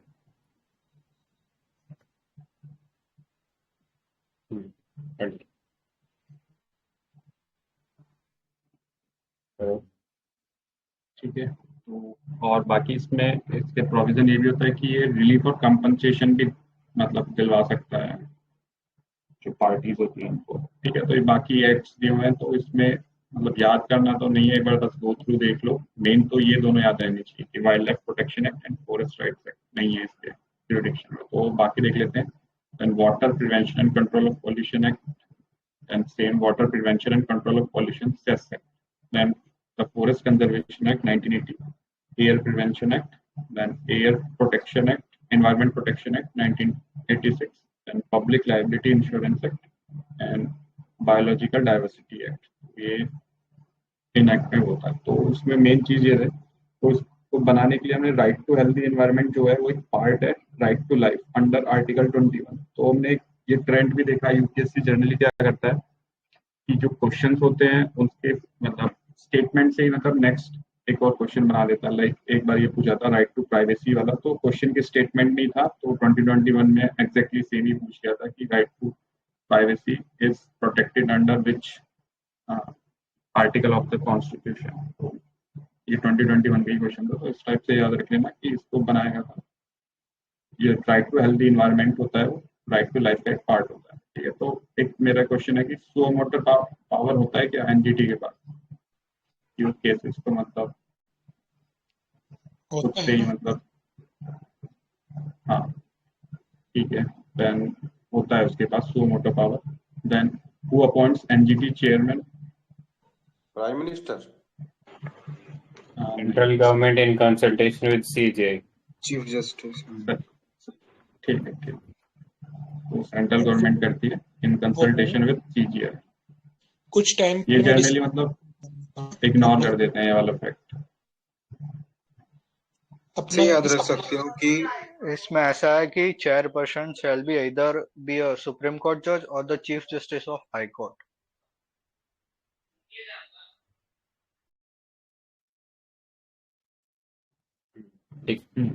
इसमें ये से याद रख सकते हो कि ये they act in judicial capacity ना, जो चेयरमैन होता है या पूरा टीम होता है एनजीटी का, तो कोर्ट का डिस्क्रिप्शन वहां पे लगता है अपॉइंटमेंट के लिए, वैसे याद रखो। ठीक है। देन सेकंड था अपना ये सेंट्रल पॉल्यूशन कंट्रोल बोर्ड। तो ये भी एक स्टैट्यूटरी बॉडी है जो कि कॉन्स्टिट्यूट हुई थी under water prevention and control of pollution act. तो ये भी मतलब एनजीटी के मतलब एम्बिट में आता है। ये अभी हमने देखा था फर्स्ट वाला एक्ट। ठीक है। तो फर्दर इसको मतलब फर्दर रिस्पॉन्सिबिलिटी दी गई थी under air prevention and control of pollution act. तो ये भी मतलब एनजीटी के जुरिडिक्शन में आता है। ठीक है। तो ये मिनिस्ट्री अंडर एमओईएफ है। ठीक है। उसको टेक्निकल सर्विसेज भी प्रोवाइड करती है। एंड इसके प्रिंसिपल फंक्शंस मतलब ऐसे जनरल दिए हुए हैं टू प्रमोट एक वाटर। हम देखा है कि वाटर और एयर प्रिवेंशन वर्क करती है, तो दोनों ऐसे ही general to promote cleanness of streams and well in different areas of the state by prevention control and abatement of water pollution. तो यूपीएससी ने भी एग्जैक्टली सेम ही स्टेटमेंट यहाँ क्वेश्चन में डाला हुआ था ये फर्स्ट वाला। To improve the quality of air and to prevent control of abate air pollution in the country. ठीक है। जर्नल थे। And CPC oversees the national air monitoring programme and water quality monitoring. इन दोनों के बारे में नीचे दिया हुआ है, थोड़ा स्क्रॉल डाउन करो। तो नेशनल एयर मॉनिटरिंग प्रोग्राम क्या है? तो इसके ज़्यादा कर दिया। हाँ बस ठीक है। तो इसके अंदर हम जो सीपीसीबी होता है वो 4 एयर पॉल्यूटेंट है, उनको मतलब मॉनिटर करता है। तो 4 कौन से हैं? SO2 NO2 जो एकदम कॉमन होते हैं। देन PM 2.5 है, PM 10। तो कोई ये बताएगा PM 2.5 मतलब कितना ये मतलब साइज होता है? माइक्रोन माइक्रोमीटर होता है, नैनोमीटर होता है, क्या होता है? नहीं माइक्रोमीटर तो ये माइक्रोमीटर में होता है। तो मतलब 10⁻⁻⁶। ये रेडियस तो इसमें क्या होता है कि नहीं, इसका साइज होता है ना, जैसे नैनो पार्टिकल्स होते हैं उसका 10⁻⁻⁹ होता है। तो इस टाइप से ये माइक्रो पार्टिकल्स होते हैं। मतलब ये ऐसे ही क्वेश्चन पूछ लिया, तो ये इतना ही नहीं कि याद होना चाहिए। ठीक है। तो नेक्स्ट था कि इसमें जो होता है ऑटोमेटिक मॉनिटरिंग स्टेशन सेटअप किए गए हैं आईटीओ पे न्यू दिल्ली में, और इसका सीपीसीबी का हेडक्वार्टर भी न्यू दिल्ली में ही है। ठीक है। तो वहाँ पे मतलब लाइव अपडेट होते रहते हैं, मतलब जो भी ये 4 पार्टिकुलेट मतलब पॉल्यूटेंट्स हैं इनका डेटा। देन सेकंड था वाटर क्वालिटी मॉनिटरिंग। तो ये तो ऐसे मतलब फालतू का ही लगा था मुझे। फर्स्ट सेकंड स्टेटमेंट तो फालतू का ही है इसमें। तो एक बस ये फैक्ट देख लो कि इंडिया में 40 मेजर रिवर्स हैं, 44 medium reverse and 55 minor reverse. तो मेजर रिवर्स का बस थोड़ा रहना चाहिए माइंड में। ठीक है। तो इसमें क्या करता है कि फंक्शन क्या होता है सीपीसीबी का? To collect, collect and disseminate technical and statistical data relating to water pollution. Such मतलब इतना इंपॉर्टेंट नहीं है, बस ये याद होना चाहिए कि वाटर क्वालिटी मॉनिटरिंग कौन करता है, वो सीपीसीबी के अंडर होता है। तो अभी इनिशिएटिव लिए गए थे सीपीसीबी के बिहाफ में। तो समीर ऐप था एक जो सीपीसीबी ने किया था। देन एक कॉम्प्रिहेंसिव एनवायरमेंटल पॉल्यूशन इंडेक्स था। तो ये भी पूछा जा सकता है कि ये किसने मतलब बनाया? तो सीपीसीबी का। तो ये अभी रिसेंट था, 5 अप्रैल को ही लॉन्च हुआ है। 2 नए इसके, एक प्राकृति था और एक था ग्रीन इनिशिएटिव ऑन प्लास्टिक। ठीक है। तो ये मैंने इन्हीं की वेबसाइट से उठाया था। तो ये 2 लॉन्च किए थे इन्होंने। अरे सर बस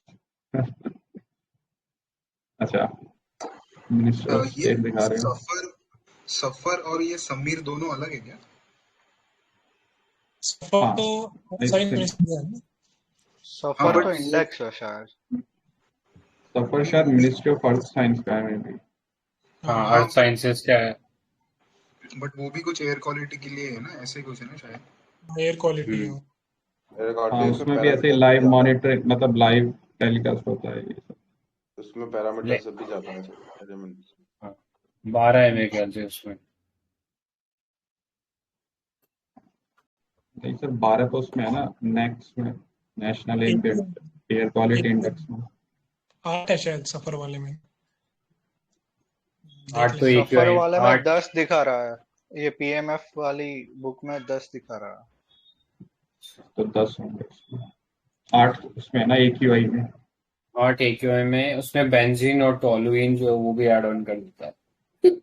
सो बट यूपीएससी ने एक ही पूछा है ना, उसको देख लो यार, 4-5 अब क्या पता कौन सा पूछे ना। तो मतलब राइट। यूपीएससी ने, हम 2018 का पेपर देख रहे हैं तो 2012 में भी क्वेश्चन पूछा था एनजीटी से, तो मतलब रिपीटेड क्वेश्चन था थोड़ा बहुत। तो उसका फर्स्ट स्टेटमेंट था, right to healthy environment constituted होगा ये may be as a part of the right to life under article 21। तो मे बी मुझे लगता है कि नेक्स्ट टाइम कभी ऐसा क्वेश्चन आया तो ऐसा भी आ सकता है कि राइट टू हेल्दी एनवायरनमेंट कौन से आर्टिकल में होता है, तो मतलब किसी स्टेटमेंट से क्वेश्चन बन सकता है। ठीक है, देन सेकंड था, provision of grant for raising the level of administration in the schedule areas for the welfare of schedule tribes, power and function of the gram sabha and mention. तो कोई गैस करेगा क्या होगा आंसर? वन ओनली होना चाहिए ना, बाकी तो फर्जी है यार, कोई लिंक ही नहीं है एनवायरनमेंट के हाँ, साथ। तो मतलब 7-8 मतलब एक्ट पता होते थोड़ा बहुत कि ये सिर्फ इसके जुरिडिक्शन में है, तो फॉरेस्ट राइट एक्ट वाला नहीं आता है उसके अंदर, तो इजीली एलिमिनेट हो सकते थे बाकी ऑप्शन। तो वन ओनली होगा इसका आंसर। ठीक है, कुछ ऐड करना है किसी को? हाँ, ये एनजीटी है ना 6 महीने में देती है ना वर्डिक्ट वगैरह, इस पे बाइंडिंग रहती है कि आपको 6 महीने में देना है। और इंडिया वर्ल्ड में ऑस्ट्रेलिया न्यूजीलैंड के बाद जिसने ग्रीन कोड चालू किया है, पहला नहीं है। एंड एनजीटी का जो डिसीजन होता है उसको सुप्रीम कोर्ट में चैलेंज कर सकते हैं। हाँ, कर क्यों नहीं हाँ सकते? कर सकते हैं। सुप्रीम कोर्ट एनी में टाइम लिमिट, कोई टाइम लिमिट भी है उसके लिए? 90 6 months. within 9 yes, with in 90 days।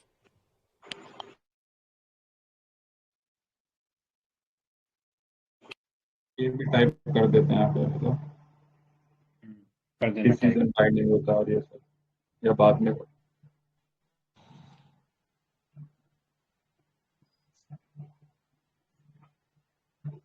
बाकी नेक्स्ट क्वेश्चन है, तो ये 9 शेड्यूल से रिलेटेड था, तो ये भी मतलब काफी फेवरेट टॉपिक रहा है, मतलब यूपीएससी का काफी क्वेश्चंस आए हैं शेड्यूल से, 9 ओनली शेड्यूल वन। से भी।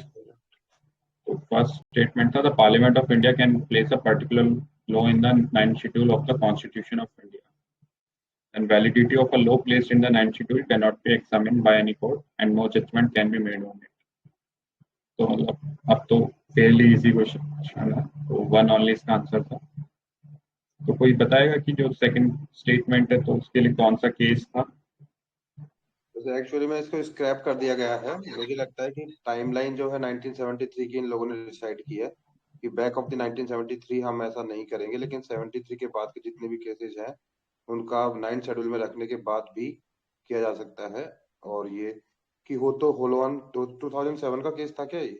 आईआर कह लो केस है, गलत है ये। हाँ, आईआर कह लो है वो। आईआर कह लो, वो 2007 वाला केस था आई थिंक ना। उसी ने हाँ, बोला है जो आईआर बोला। IR IR Coelho Coelho case case. है। उसमें डेट केशवानंद भारती की ली गई है कि ये डेट के बाद में से हम 9th शेड्यूल भी मतलब अंडर जुडिशियल रिव्यू आ जाए। 1973 की डेट दी है कि इसके बाद में जो भी हुआ है उसको हम चेक कर सकते हैं, उससे पहले वाले को हम नहीं करेंगे। सही, मैंने नीचे है ये, तो मैंने ऐसे ही पूछ लिया था क्वेश्चन, मैंने मेंशन किया हुआ है ये केस।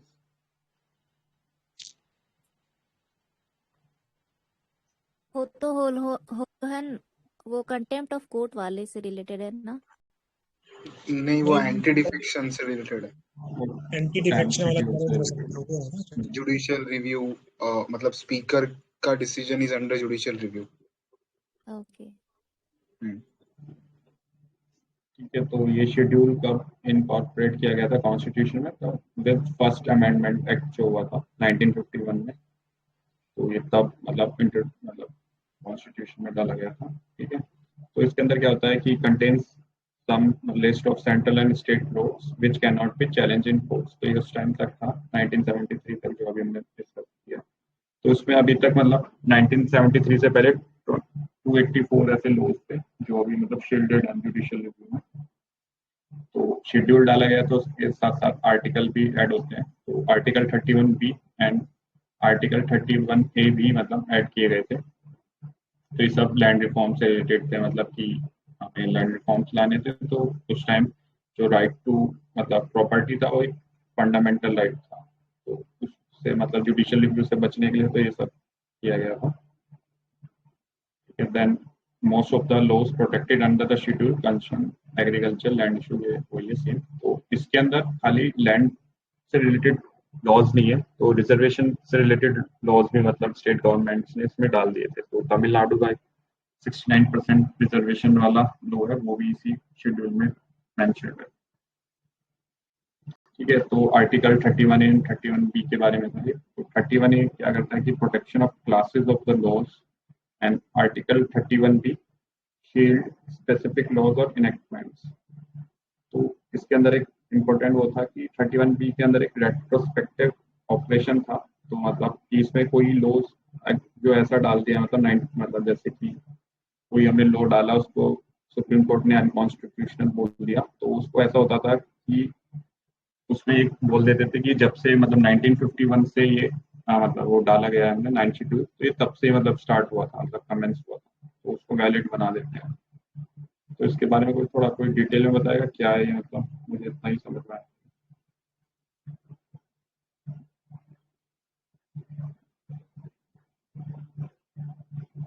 बाकी सुप्रीम कोर्ट ने आईआर कोयलो केस में बोला ही था कि अब मतलब कोई भी 9 शेड्यूल में आप लॉ डालोगे तो वो ओपन टू स्क्रूटनी है अगर जो वायलेट करते हैं फंडामेंटल राइट्स। और फंडामेंटल राइट्स में भी आर्टिकल 40, 19, 20 मेजरली। एक्चुअली मुझे ऐसा लग रहा है कि 31B के अंदर ये बोलना ऐसा चाह रहे हैं, यदि किसी चीज को अनकॉन्स्टिट्यूशनल बना दिया है और उसके बाद यदि उसको 9th शेड्यूल में इंसर्ट कर दिया है तो वो अनकॉन्स्टिट्यूशनल नहीं रह जाएगा, कुछ ऐसा बोल रहा है कि? हाँ, वही वही चीज लग रहा है पढ़ने से।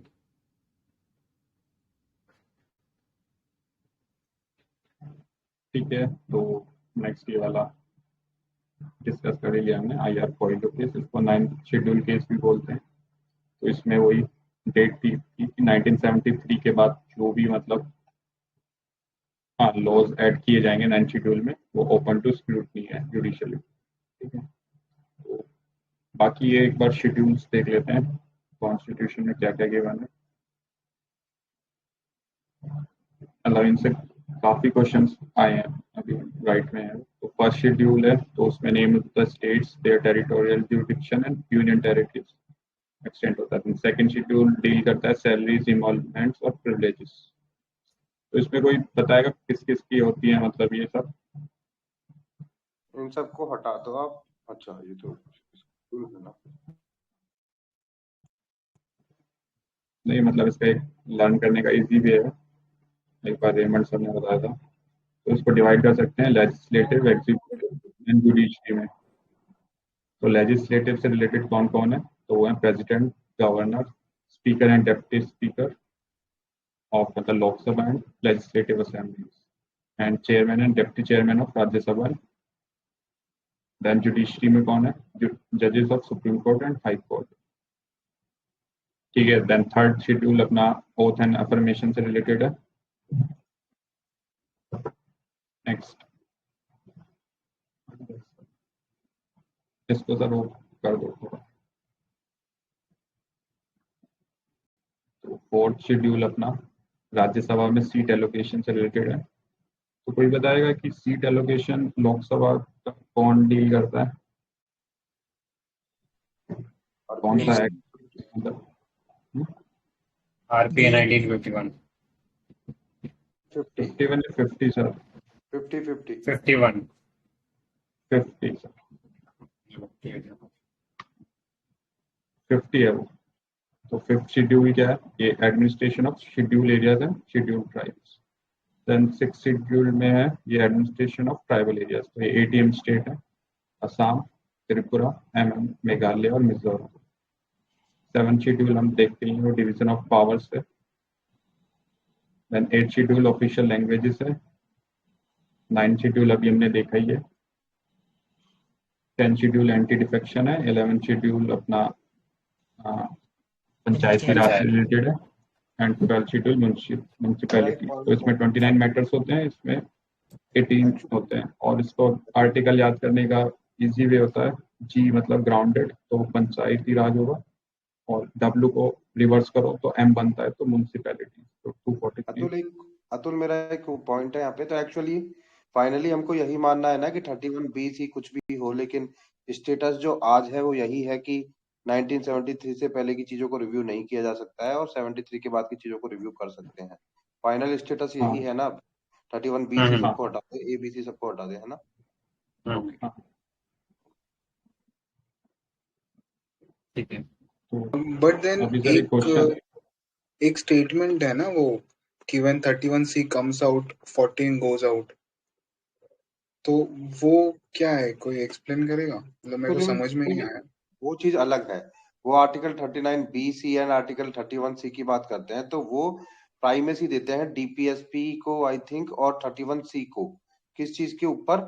आर्टिकल 1419 के भी ऊपर। मतलब जनरली जब इंदिरा गांधी जी आई थी तो उन्होंने DPSP को थोड़ा एम्पावर्ड करने की कोशिश की थी, तो कुछ ऐसी चीजें हुई थी कि जनरली ऐसा बोला जाता था कि कोई भी चीज इनकंसिस्टेंट होगी फंडामेंटल राइट्स के साथ तो नल एंड वॉइड हो जाएगी ऑटोमेटिकली। बट ऐसा बताया जाता है कि कुछ चीजों के अंदर प्राइमेसी दे दी जाती है, लाइक आर्टिकल 39B को और आर्टिकल 31C को अबव द आर्टिकल 14 एंड 19 के भी।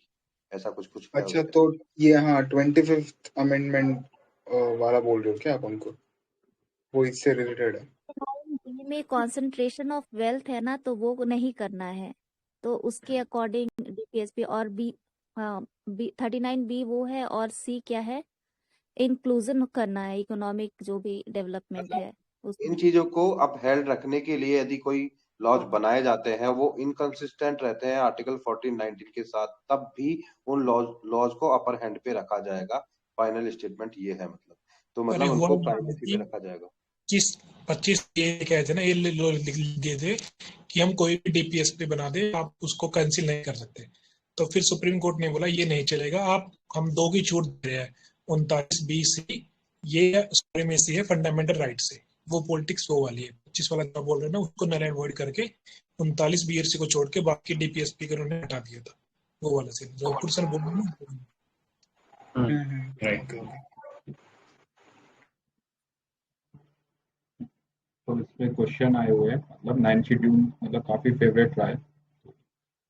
फर्स्ट 2003 में क्वेश्चन पूछा था, the 9th schedule of the constitution was added by, तो ये अभी देखा था हमने, कैस करेगा? First amendment. हाँ, तो ये पता होता तो देखो 2019 में एग्जैक्टली बस सेम ही पूछा, सिर्फ प्राइम मिनिस्टर पूछ लिया, तो ये जवाहरलाल नेहरू। तो जवाहरलाल नेहरू हो जाता, तो यही पता होता फर्स्ट अमेंडमेंट के थ्रू ये ऐड हुआ था। देन दोबारा से शेड्यूल से रिलेटेड क्वेश्चन था, मतलब इजी क्वेश्चन है, तो मतलब ये भी 10 मतलब 12 ही याद कर लो, तो मतलब एक क्वेश्चन तो पक्का है, 100%। चलो देखने हैं क्वेश्चन, यार स्किप करें, चलो देख लो sir. Which one of the following is regarding anti defection, तो ये 10 शेड्यूल है। Which one of the following statement correctly describe the fourth schedule of the Constitution of India? तो ये अभी देखा था, allocation of seats in Rajya Sabha, तो D हो जाएगा इसका। Then if a new state of the Indian Union is to be created, one of the following schedule of the Constitution must be amended. ये बताओ। फर्स्ट। हाँ, फर्स्ट के साथ एक और भी होता है, राज्यसभा वाला होगा ना। फर्स्ट एंड फोर होगा। हाँ, first and fourth. So, which schedule of the Constitution of India contains special provision for the administration and control scheduled areas in several states? Article 5, schedule 5। 2015 में भी सेम ही इस टाइप से पूछा था। The provision in fifth schedule and schedule in the Constitution of India are made in order to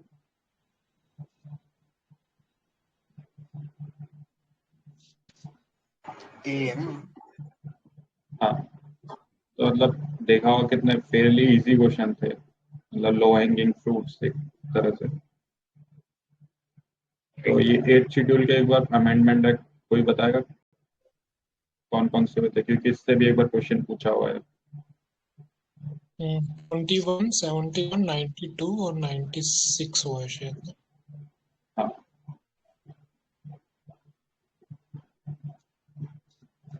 अरे बस sir हो गया, बता तो दिया सर नवीन ने। 21st देन 71st, उन दोनों को ऐड करोगे तो 92 हो जाता है, और देन 96 में नेम चेंज किया था ओडिया का। तो किसी को कुछ ऐड करना है तो बता सकते हैं, तो नेक्स्ट पे चलते हैं। अच्छा, इंग्लिश लैंग्वेज 22 में मेंशन है तो इसमें शेड्यूल 8 नहीं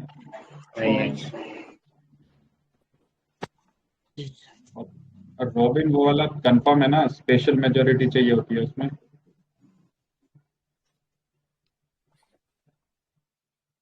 इसको अमेंड करने के लिए, किसको अमेंड करने के लिए?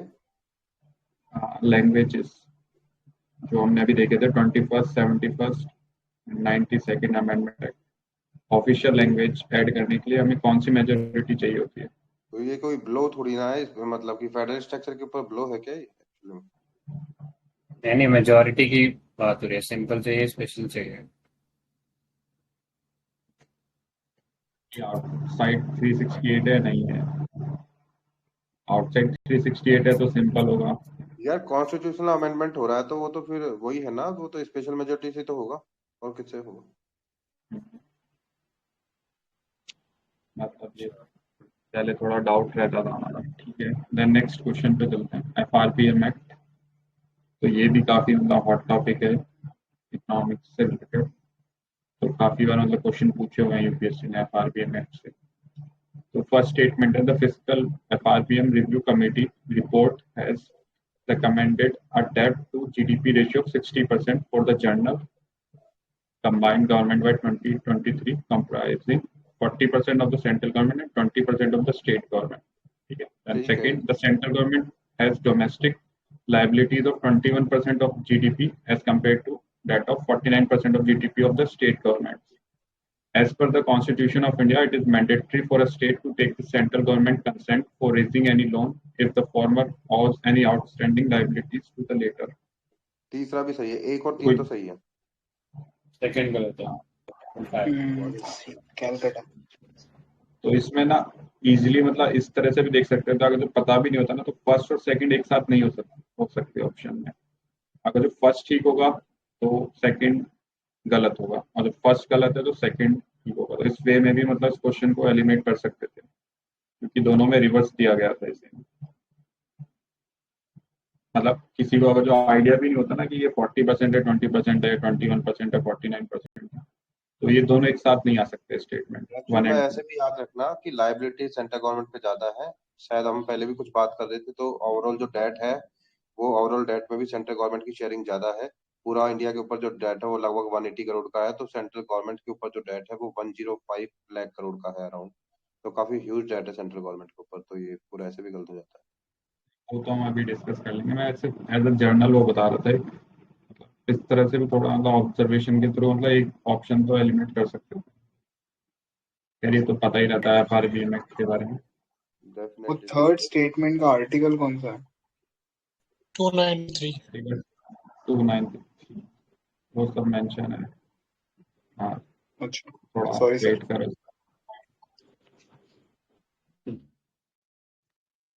तो देख लेते हैं सर FRPM एक्ट क्या था। तो मेन ऑब्जेक्टिव क्या था, क्योंकि ये उस टाइम क्या हो रहा था कि जो गवर्नमेंट थी वो काफी ज्यादा मतलब उसका फिस्कल डेफिसिट काफी इंक्रीज हो गया था, अराउंड 6% से अबव था। तो इसलिए FRPM एक्ट मतलब बनाया गया था, ताकि to ensure inter generation equity.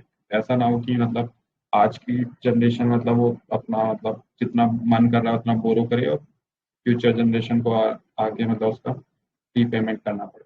ठीक है, तो उस वजह से then long term macro economic stability, तो ये ऑब्जेक्टिव थे। इनको अचीव कैसे करना था उनको, अचीविंग सफिशिएंट रिवेन्यू सरप्लस। तो अभी हम देखते हैं कि हमारा काफी रिवेन्यू डेफिसिट ही रहता है, मतलब हम रिवेन्यू में ज्यादा खर्च करते हैं as compare to capital expenditure. तो removing fiscal obstacle to monetary policies, then effective debt management by limiting deficits and borrowing. ठीक है, तो इसके एक्ट्स के अंदर फीचर्स क्या थे, तो फर्स्ट ये था, खैर ये अभी चेंज हो गए हैं, तो take appropriate measure to limit the fiscal deficit.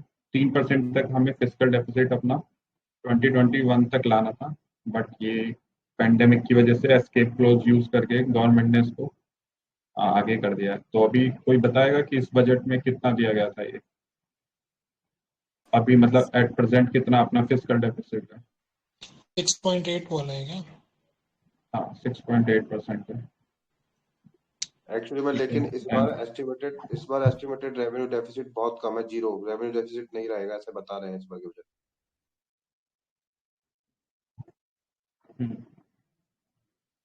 तो सेकंड ये था जो अभी हमने देखा ही था, तो एफआर मतलब रिव्यू कमेटी ने बोला था कि अपना कंबाइंड जो डेट टू जीडीपी रेशियो होना चाहिए वो 60% तक होना चाहिए 2024-25। ठीक है, देन अगेन ये था कि जो सेंट्रल गवर्नमेंट है वो मतलब जो स्टेट गवर्नमेंट या पीएसयू लोन रेज करती है तो वो ऑन बिहाफ ऑफ मतलब सेंट्रल गवर्नमेंट करती है, तो उनकी मतलब गारंटी पे करती है। तो कंसोलिडेटेड फंड ऑफ इंडिया में तो उसको मतलब 1.5% ऑफ जीडीपी रखा है। खैर इतना डेटा इंपॉर्टेंट नहीं है, बट ये इंपॉर्टेंट है कि जो स्टेट गवर्नमेंट है वो, अच्छा मैं एक स्टेटमेंट पूछता हूँ, state government can borrow from inter मतलब डोमेस्टिक मार्केट ओनली, तो ये ट्रू है स्टेटमेंट या फॉल्स है? ट्रू। फॉल्स है। नहीं सर, ट्रू है ये। एज पर आप कॉन्स्टिट्यूशन देखोगे तो उसमें वो सिर्फ डोमेस्टिक मार्केट से बोरो कर सकता है। ये इनडायरेक्ट वे में मतलब बाहर से बोरोइंग तो करता है। गारंटी देगा ना, सेंट्रल गवर्नमेंट बोलेगा ना, गवर्नमेंट ऑफ इंडिया के नाम पे साइन होगा ना बाहर से उठाएंगे तो।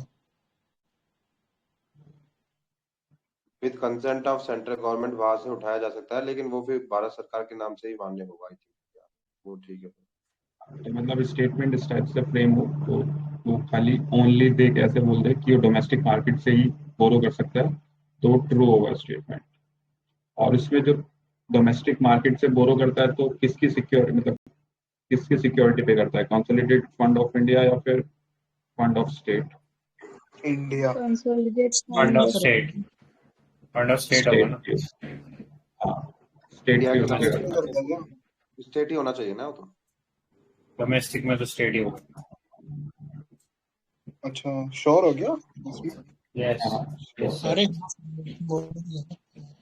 ओके। बाहर के लिए है ना, कि वो बाहर के लिए इसलिए रखा था कि गवर्नमेंट चेंज होती रहती है, वो और चेंज होने का रीजन भी है, ऐसे तो हर कोई फिर मतलब कि बहुत ज्यादा इसमें लोग मतलब कि क्लेम करने के लिए आ जाएगा। हर स्टेट फिर तो डिमांड करता कि हम भी कंसोलिडेटेड फंड ऑफ इंडिया के नाम पे ले लेते हैं, तो ये इशू चल रहा होता काफी ज्यादा, लेकिन नहीं चलता है मतलब, तो वो स्टेट के नाम से लेगा। ठीक है, तो ये 2018 वाले बजट में मतलब गवर्नमेंट ने एस्केप क्लोज मतलब ऐड कर दिया था।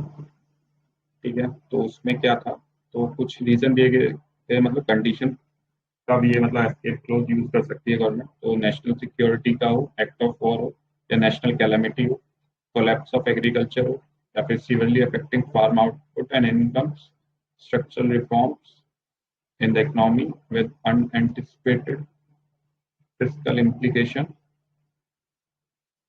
declining real output growth of a quarter by at last 3%. Actually मेरा एक क्वेश्चन है यहाँ पे। तो जनरली जैसे किसी लॉ को जब ब्रेक किया जाता है, ब्रीच होगा जब कोई लॉ लाइक एफआरबीआई में स्टैट्यूटरी लॉ है, तो उसके लिए अलग से लॉ लाना पड़ेगा ना कोई, लाइक ऑर्डिनेंस लाके फिर लॉ लाके कुछ तो करना पड़ेगा।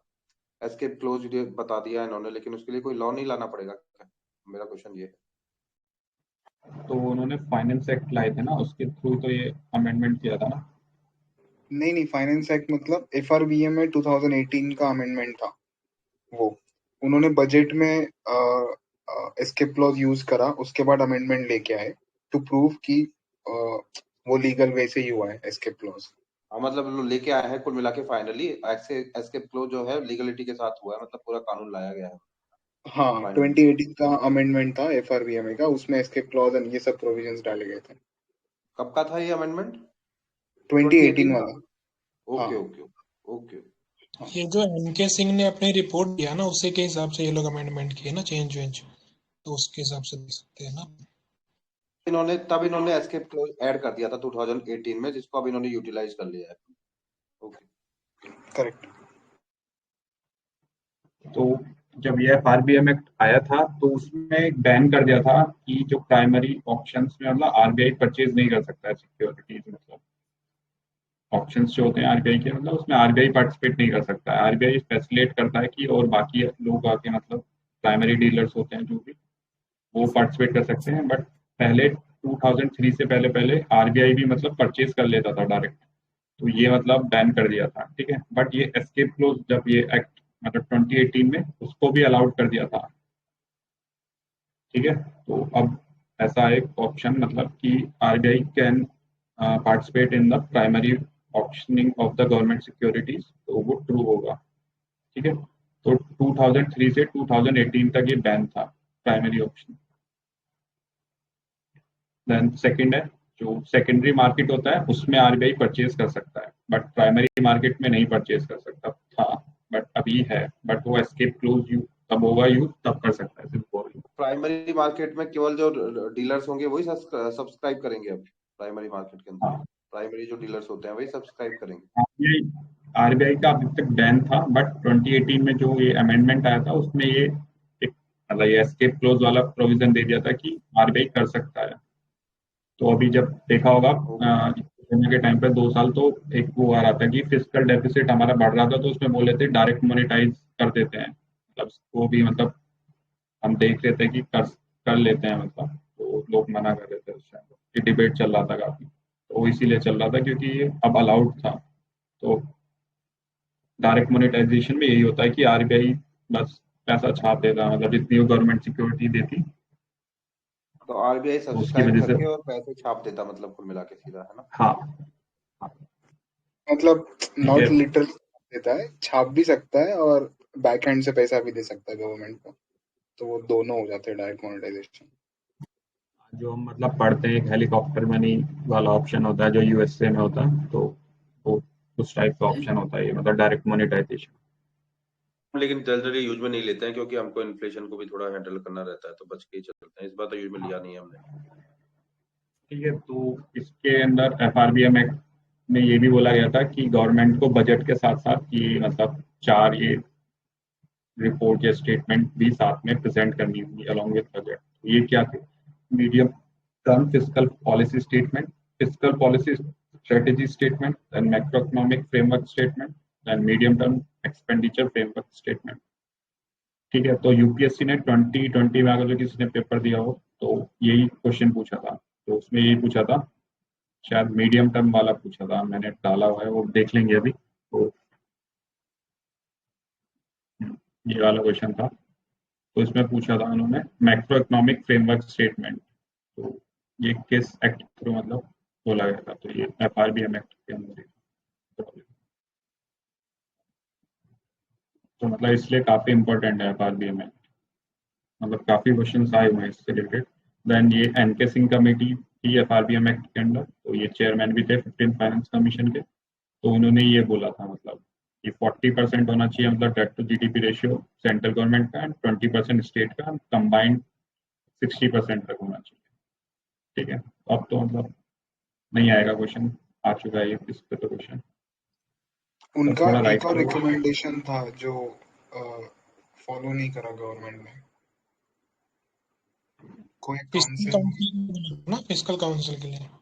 करेक्ट, फिस्कल काउंसिल बोला था उन्होंने कि थोड़ा फिस्कल मतलब थोड़ा ऑर्गेनाइज रहे सब फिस्कल एक्टिविटीज, बट तो ये जितनी भी तो जो ये स्टेटमेंट्स है ना, like macro economic framework statement वगैरह, इनसे इसके थ्रू भी अकाउंटेबिलिटी को इंश्योर करने के लिए ही इनका प्रोविजन किया गया है कि आप बताओ कि आपकी क्या पॉलिसी है, आपका विजन क्या है, विजनरी डॉक्यूमेंट क्या है, लाइक दैट।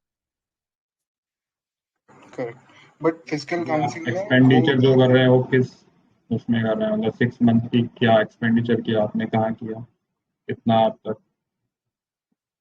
वो भी होता है वो जो मीडियम टर्म वाला होता है। खैर, अब सेकंड स्टेटमेंट का देख लेते हैं जो उसमें जीवन थी, तो उसके बारे में तो डिटेल सब थोड़ा।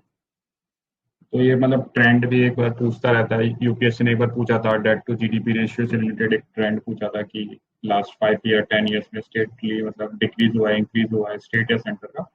तो देख लेते हैं 2014-15 में 51% के अराउंड था, देन 15-16 में इंक्रीज हुआ, देन दोबारा डिक्रीज 46 45, तो अभी 19-20 में 47 था, तो अभी इसको अपडेट करना होगा, मतलब अब तो इंक्रीज हो गया होगा काफी। देन स्टेट का 22% था और ये इंक्रीज ही हो रहा है, 23% एंड 25 25, 25.2, 26। तो अभी मुझे स्टेट का याद है, ये 22 में 31% था, 21, 22 में, तो 31 तक आ गया। सेंटर का 60 प्लस गया। 90 है क्या? 90 बोल रहे हैं।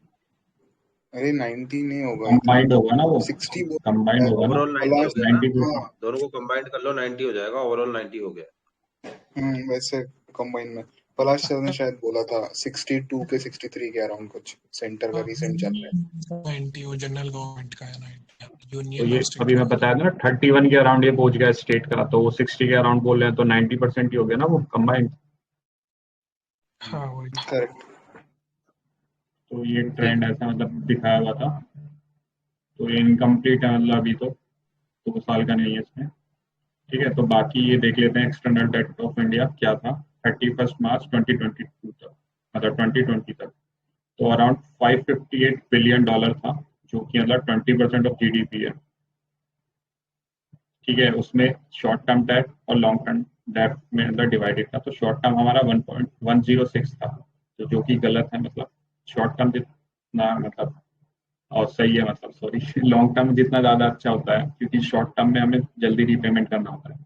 तो लॉन्ग टर्म भी डिवाइड था सॉवरेन डेट में और नॉन सॉवरेन डेट में। तो सॉवरेन डेट अपना कुल $100 बिलियन था, जो कि 3% ऑफ जीडीपी है। ठीक है, तो इसीलिए वो वाली बात चल रही थी कि हमें मतलब एक्सटर्नल बोरिंग करनी चाहिए थोड़ी बहुत। तो नॉन सॉवरेन डेट अपना $351 बिलियन था। एक्चुअली में जो दिखा रहे हैं लगभग $558 billion overall external debt on India दिखा रहे हैं, तो वो तो 20% ऑफ जीडीपी है। तो मतलब इन दोनों चीजों को हम कंपेयर करते हैं तो ज्यादातर तो हमारा खुद का ही डेट है ना, जो अंदर से ही लिया हुआ है गवर्नमेंट ने। नहीं, इसमें नॉन सॉवरेन डेट देखो ना, 351 बिलियन जो एक्सटर्नल कॉमर्शियल बोरिंग होगी और एनआरआई डिपॉजिट्स हो गए, तो ये $351 बिलियन होगा। वर्सेस एक्सटर्नल डेट की बात कर रहे हैं। हाँ वो प्राइवेट प्लेयर का है ना non sovereign sir. Overall debt की बात कर रहा हूँ यहाँ पे। कुछ चीजें मतलब मुझे थोड़ा चार्ट में कुछ अजीब लग रहा है। मतलब एक्चुअली में मुझे जितना पता है तो इंडिया के ऊपर जो ओवरऑल डेट में सॉवरेन डेट हमारे अंदर मतलब खुद का हमारे अंदर से पीएससी मतलब गवर्नमेंट ऑफ इंडिया का खुद का पैसा उधार लिया हुआ ज्यादा है और बाहर से कम। इसमें कुछ चीजें अलग आ रही है निकल के। जो बोल रहे हो ना वो ये बात है कि जो नॉन सॉवरेन डेट है ना, तो वो कॉमर्शियल बोरिंग किसने की है ज्यादा, वो एक्सटर्नल कॉमर्शियल प्लेयर्स ने ज्यादा की है एज कम्पेयर टू गवर्नमेंट। आप उसमें कंफ्यूज हो रहे हो। नहीं ये डेटा ठीक है यार, ये तो सही डेटा है, ऐसा ही है, कोई है, अलग नहीं है। अरे नहीं, ये तो यार ठीक है एकदम, मतलब टीचर का है, ये बुक से लिया गया है ये तो यार।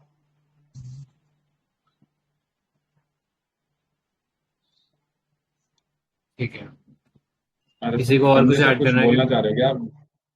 बार बार जूम इन कर रहे एक्चुअली हो। पता है इसमें फाइनल पॉइंट ये था हेलो। एक्चुअली में इसके अंदर। मेरी आवाज आ रही है? हाँ अरे हाँ संजय आप ऑडियो बोलो। तो ये जो हम चार्ट में देख रहे हैं केवल एक्सटर्नल डेट से डील कर रहे हैं हम यहाँ पे। एक्सटर्नल डेट, ठीक है, एक्सटर्नल डेट है यहाँ पे, इंटरनल डेट की बात ही नहीं है। तो जो एक्सटर्नल डेट के अंदर जो गवर्नमेंट ने लिया हुआ है वो कम उधार लिया हुआ है और जो प्राइवेट कंपनी ने जो उधार लिया हुआ है वो ज्यादा उधार लिया हुआ है। लेकिन ओवरऑल डेट ऑन इंडिया जब हम देखेंगे तो एक्सटर्नल डेट तो केवल 20% ऑफ जीडीपी है, तो बचा हुआ 70% ऑफ जीडीपी जो है वो हमारा इंटरनल डेट है। मैं वो बोल रहा था मतलब। ठीक है, ठीक है, तो थर्ड ऑप्शन जो मतलब अभी शायद आपने पूछा था कौन सा आर्टिकल था, तो आर्टिकल 293 था वो। ठीक है, जिसमें मतलब स्टेट गवर्नमेंट मतलब तभी मतलब बोरो कर सकता है जब वो सेंट्रल से परमिशन मतलब कंसेंट लेना होता है। ठीक है, तो इससे क्वेश्चन भी आए हुए हैं, राइट में करोगे तो 2006 में आया था FRBM एक्ट से रिलेटेड। तो विच one of the following statement is correct regarding FRBM act? तो गैस करेगा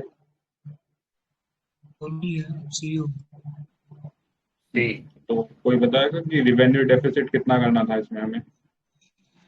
0। क्या टारगेट था? रेवेन्यू डेफिसिट तो हमको नल करना होगा ना बिल्कुल। हाँ, रिवेन्यू डेफिसिट 0 करना था और फिस्कल डेफिसिट 3% करना था। और अभी मुझे तो ऐसा अभी लगता है मतलब रेवेन्यू डेफिसिट के टारगेट को हम अचीव कर चुके हैं इस कंडीशन में भी। इस बार के बजट में आप देखना एस्टिमेटेड में कोई गूगल करके, तो उसमें मुझे लगता है रेवेन्यू डेफिसिट हमारा 0 हो गया है। नहीं 2018 के अमेंडमेंट में रेवेन्यू डेफिसिट ही उड़ा दिया था ना। कि अभी रखना ही नहीं है रेवेन्यू डेफिसिट, मतलब मेंशन नहीं करना एक्सप्लिसिटली। 2018 का अमेंडमेंट ही वही था, मतलब जो हमने अभी डिस्कस करा इसके क्लॉज वाला। इफेक्टिव रेवेन्यू डेफिसिट हुआ। हाँ वो इफेक्टिव, पर अभी भी तो है ना, वो इफेक्टिव वाला है वो शायद।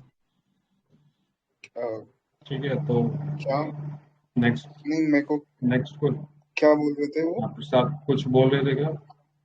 हम बोल रहे हैं कि वो इफेक्टिव रिवेन्यू डेफिसिट को उड़ाया है, जो आप बोल रहे हो ना, वो रिवेन्यू को नहीं उड़ाया 18 का जो बोल रहे हो। अच्छा, तो इफेक्टिव उड़ाया है, इसको नहीं उड़ाया क्या नॉर्मल रेवेन्यू? नहीं, सर्वे हो गया 18 वाले में ना वो हटा ही दिया था, वो टारगेट ही हटा दिया रेवेन्यू डेफिसिट में, अभी कोई मेंशन ही नहीं है रेवेन्यू डेफिसिट का उसमें। रेवेन्यू का ही हटाया ना 18 में। हाँ हाँ वही तो, ठीक है। तो स्क्रीन गायब इफेक्टिव हो गई रेवेन्यू थी। डेफिसिट क्या होता है प्रसाद, बताओगे? वो अपना इंटरेस्ट माइनस करके हाँ, इंटरेस्ट पेमेंट को हटा तो देते इंटरेस्ट जितनी पेमेंट करते हैं उसको माइनस कर देते हैं, तो वो इफेक्टिव होता है वो रेवेन्यू। प्राइमरी होता है जो आप बोल रहे वो हो ना, प्राइमरी, इंटरेस्ट। हाँ वो प्राइमरी होता है। इफेक्टिव में तो वो होता है कि जो कैपिटल एक्सपेंडिचर में खर्च हो रहा है ना, स्टेट्स को दे रहे हैं हम, वो कैपिटल एक्सपेंडिचर कर रहे हैं तो वो माइनस करते हैं। जो हम मनरेगा रेवेन्यू में मतलब डेफिसिट ग्रांट माइनस देते ग्रांट हैं। Spends on capital expenditure. Right right, जो मनरेगा में हम पैसा देते हैं तो उसको हम उसमें कंसीडर कैपिटल हो। ठीक है, ओके। सो आज के लिए यही स्टॉप करते हैं ना। ओके। बा-